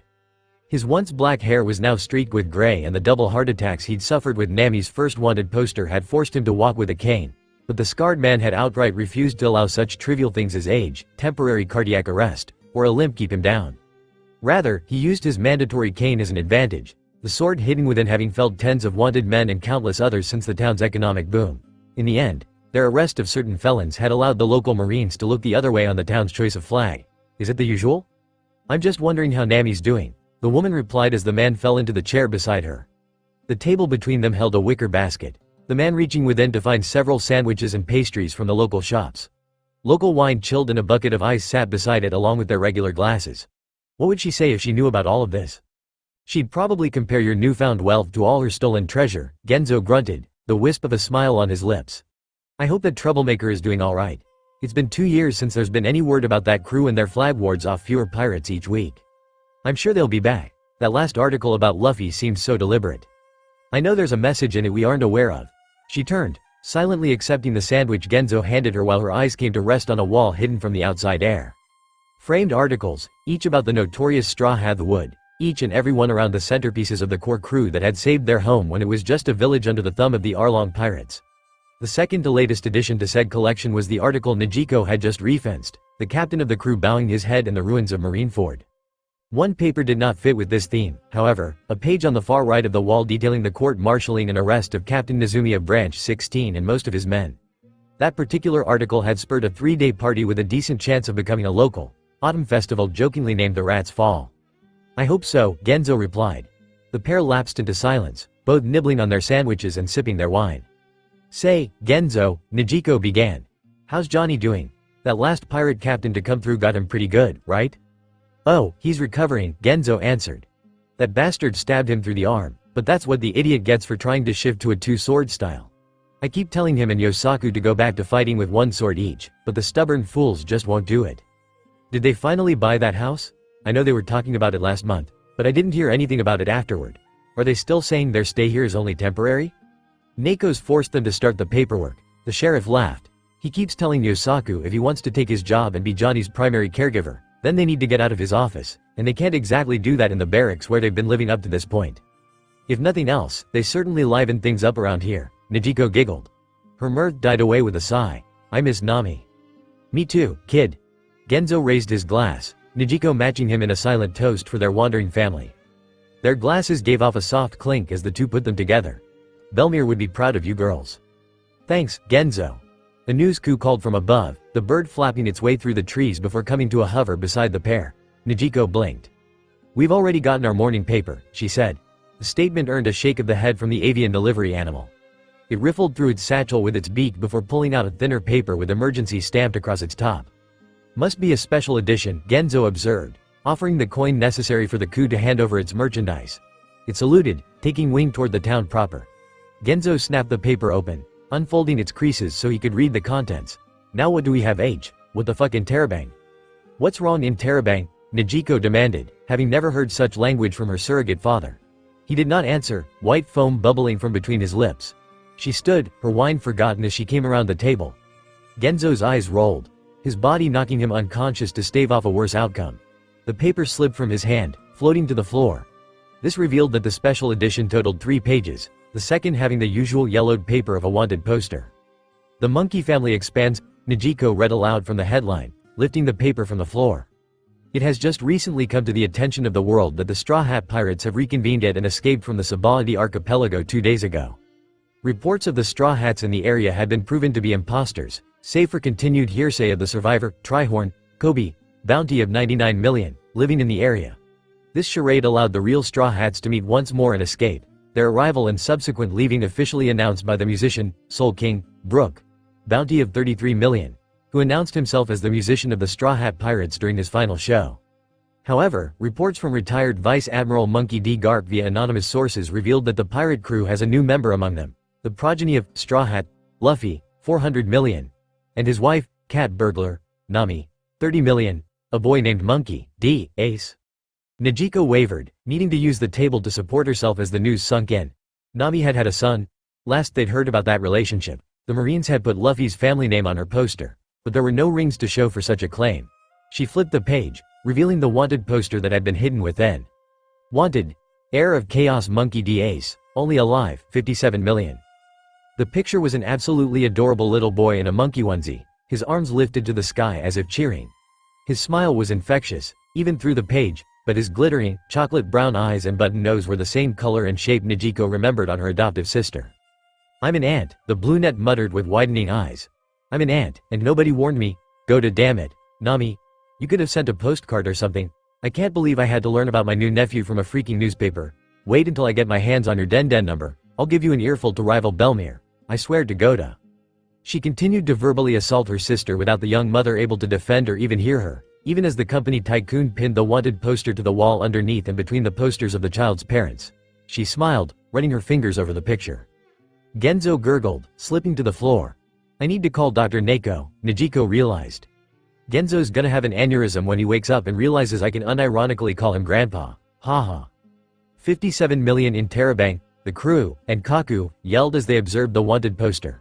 Ace stirred in his father's arms but did not wake up, the boy snuggling deeper into Luffy's shoulder. "That's almost twice your first bounty, Captain," Coby goggled. "And almost twice Nami's," Amy added. "Indeed," Robin agreed. "Little Ace-chan has also claimed the world record for youngest individual given an official bounty. It is nearly ironic that the only other who could claim such was Luffy's late brother with the infant slaughter, though that was never made public until 2 years ago, nor was there any bounty.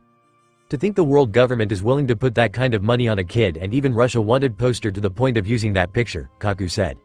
"They really have sunk to that level. And here I thought they hit rock bottom with Robin's story." "Wow," Grace blinked.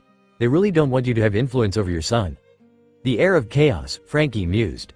"Gotta admit, that's a super cool epithet." "It also cements Nami's argument from before we reached Fishman Island," Brooke added.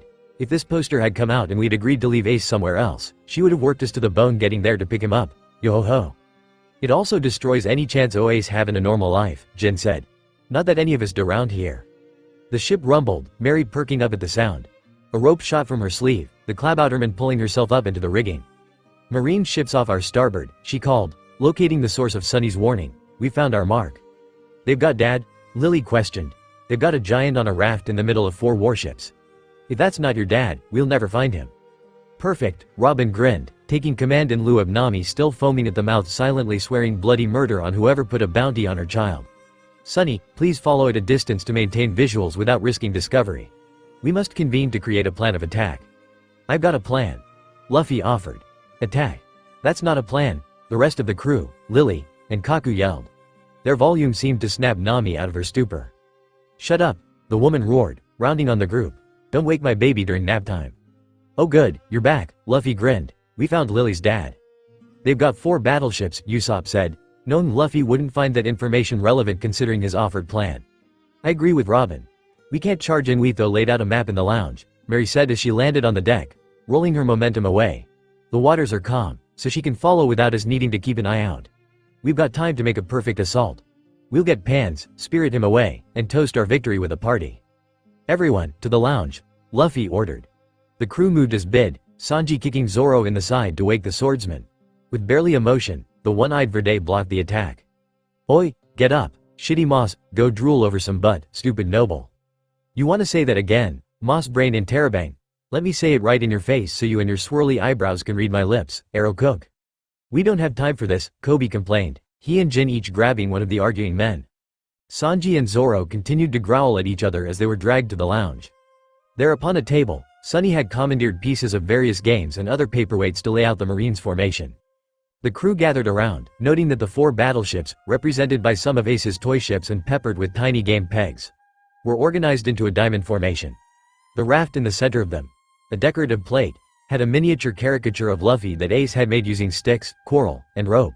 Since Luffy held said child in their midst, that must represent Pan's fry. Alright, Nami began, leaning over the table so her arms supported her weight as she studied the diorama.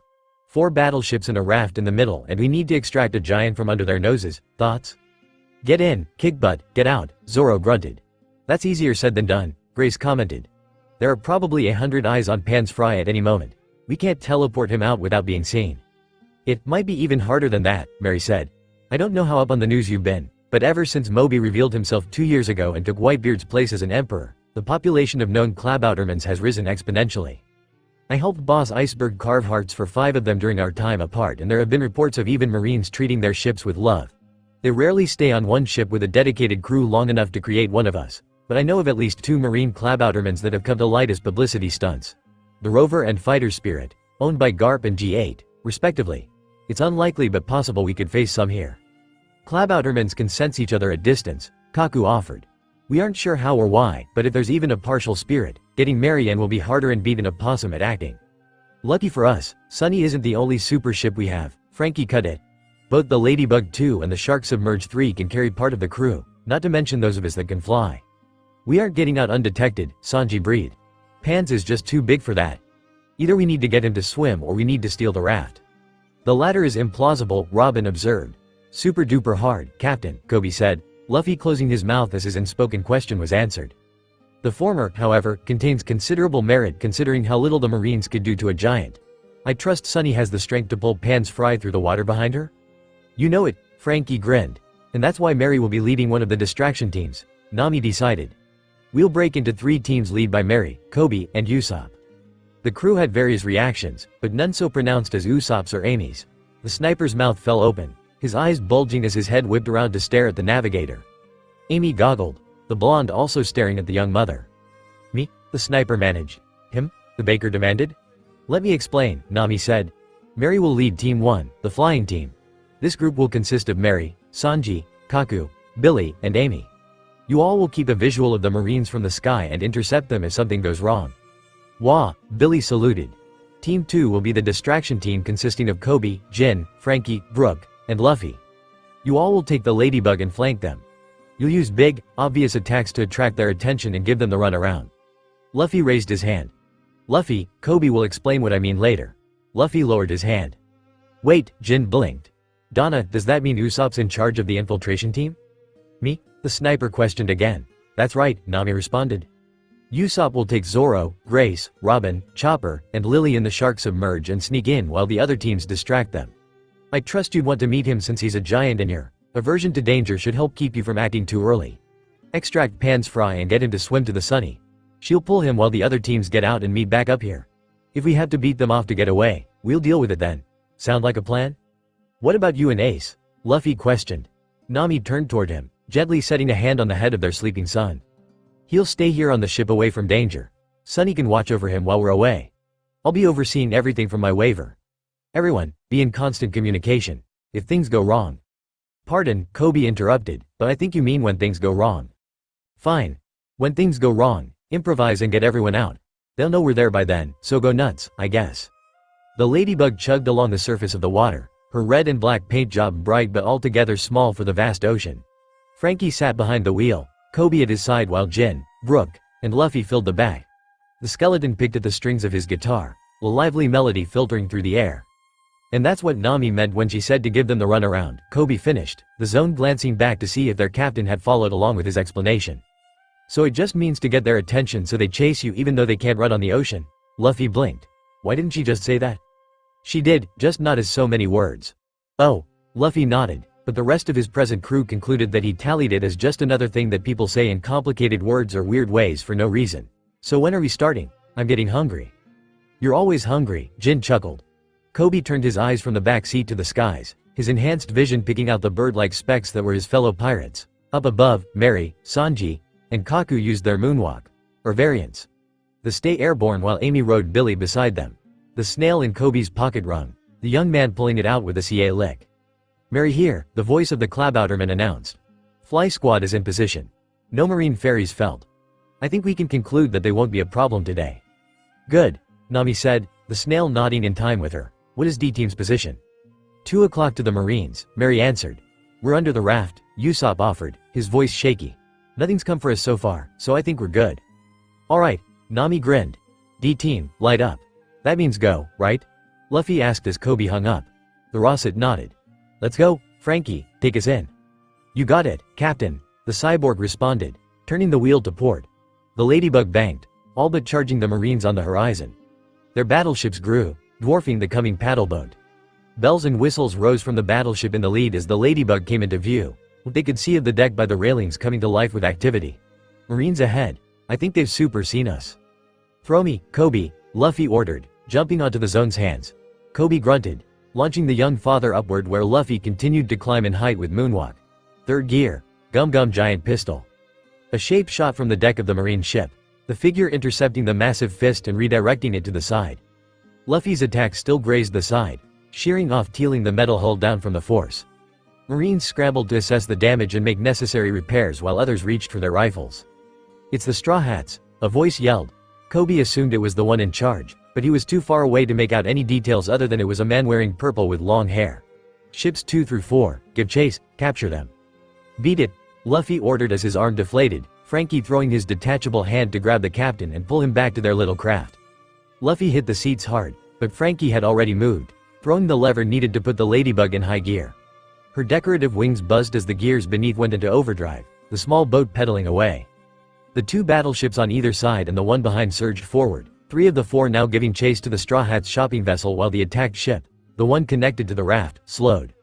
Brook, you can freeze things, right? Coby asked as the head of the marine operation hopped onto the closest ship. That I can, the skeleton confirmed. Great, freeze the water behind us as best you can.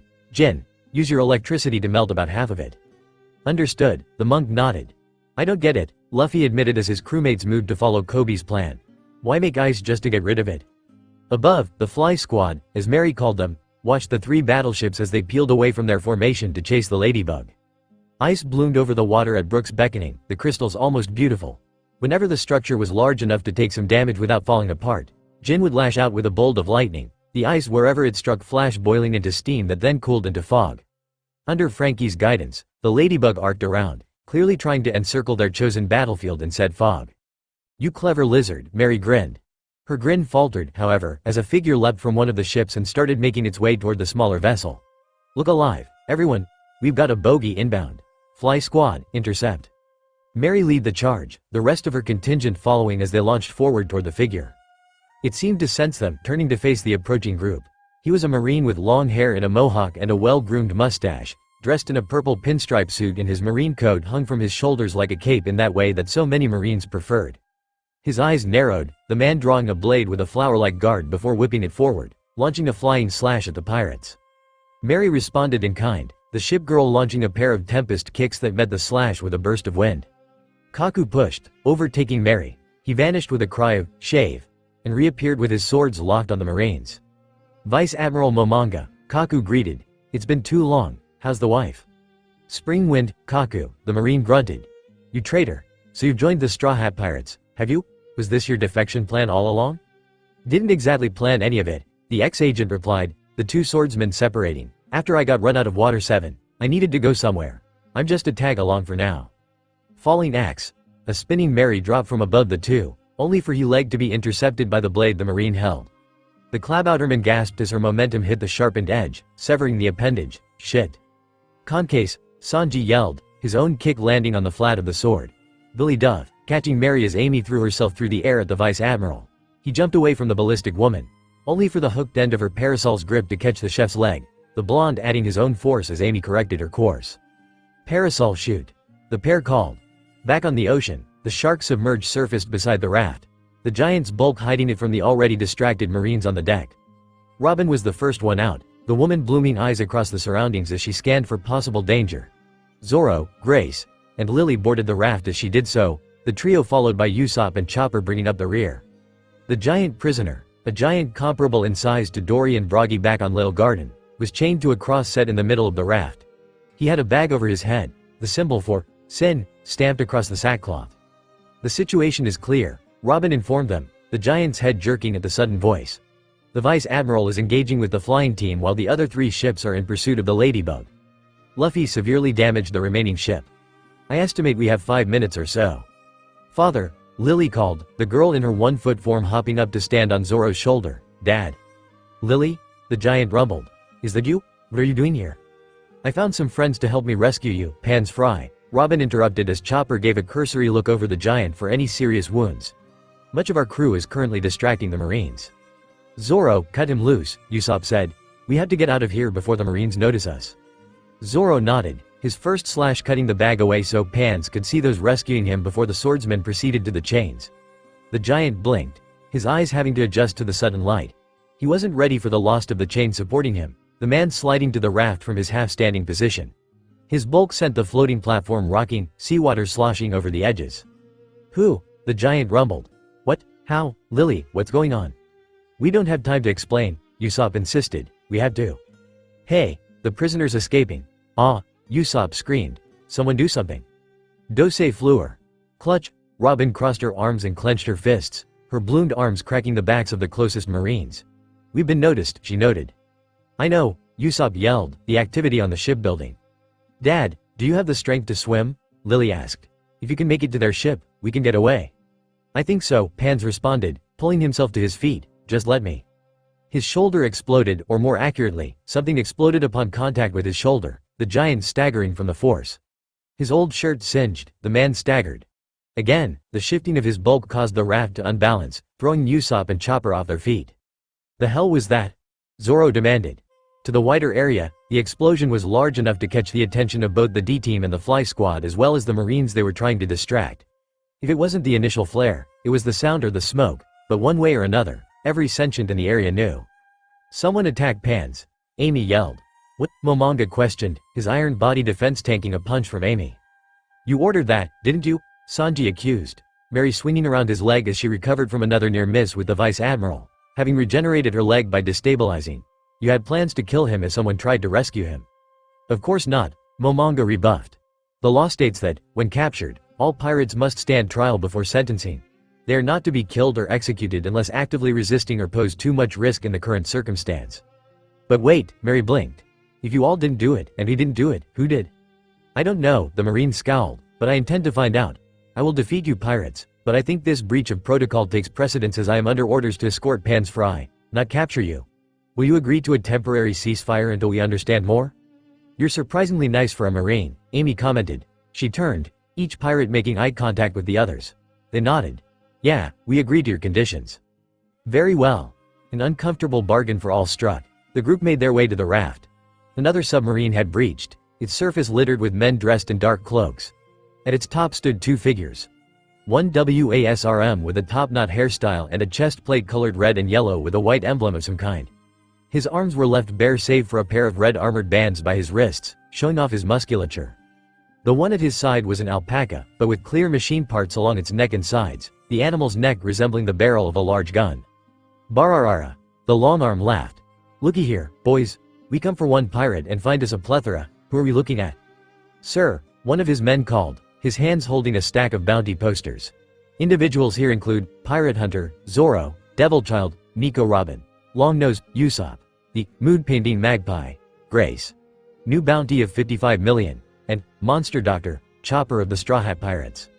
Crap, Usopp yelped before seeming to remember that there was a giant he wanted to look brave in front of nearby. Oh oi, who do you think you are Interrobang? Me? The man grinned. I'm the one who's gonna kill every last one of you damn pirates and help bring an end to the Great Pirate Era. The raft jerked, Momonga landing on it with a heavy thunk. He stood as the group he'd made a deal with landed beside their fellow pirates. Usopp and Chopper squeaked, hugging each other. Shuzo, the Vice Admiral grunted, eyeing the group that had interrupted the battle. I thought you were dead. Momonga, the now named Shuzo responded. Why are you standing there and not fighting the wanted pirates behind you? There are processes to be followed. You should know that. Are you the one responsible for all the destroyed pirates these last few months in the area? I am, the man nodded. Now step aside and let me and my men kill these pathetic pirates. Or better yet, help us do so. I can't allow that. Pirates must be taken to trial before. Always so by the book, Shuzo interrupted with a shake of his head. I should have known. Fine then. If you won't help us or step aside, then you're an enemy in collaboration with pirates, and I will be your judge and jury. Alpacachino. The alpaca at his side perked up at its name. The animal opened its mouth, a light shining from within. Fire at will. And the alpaca spit up a missile.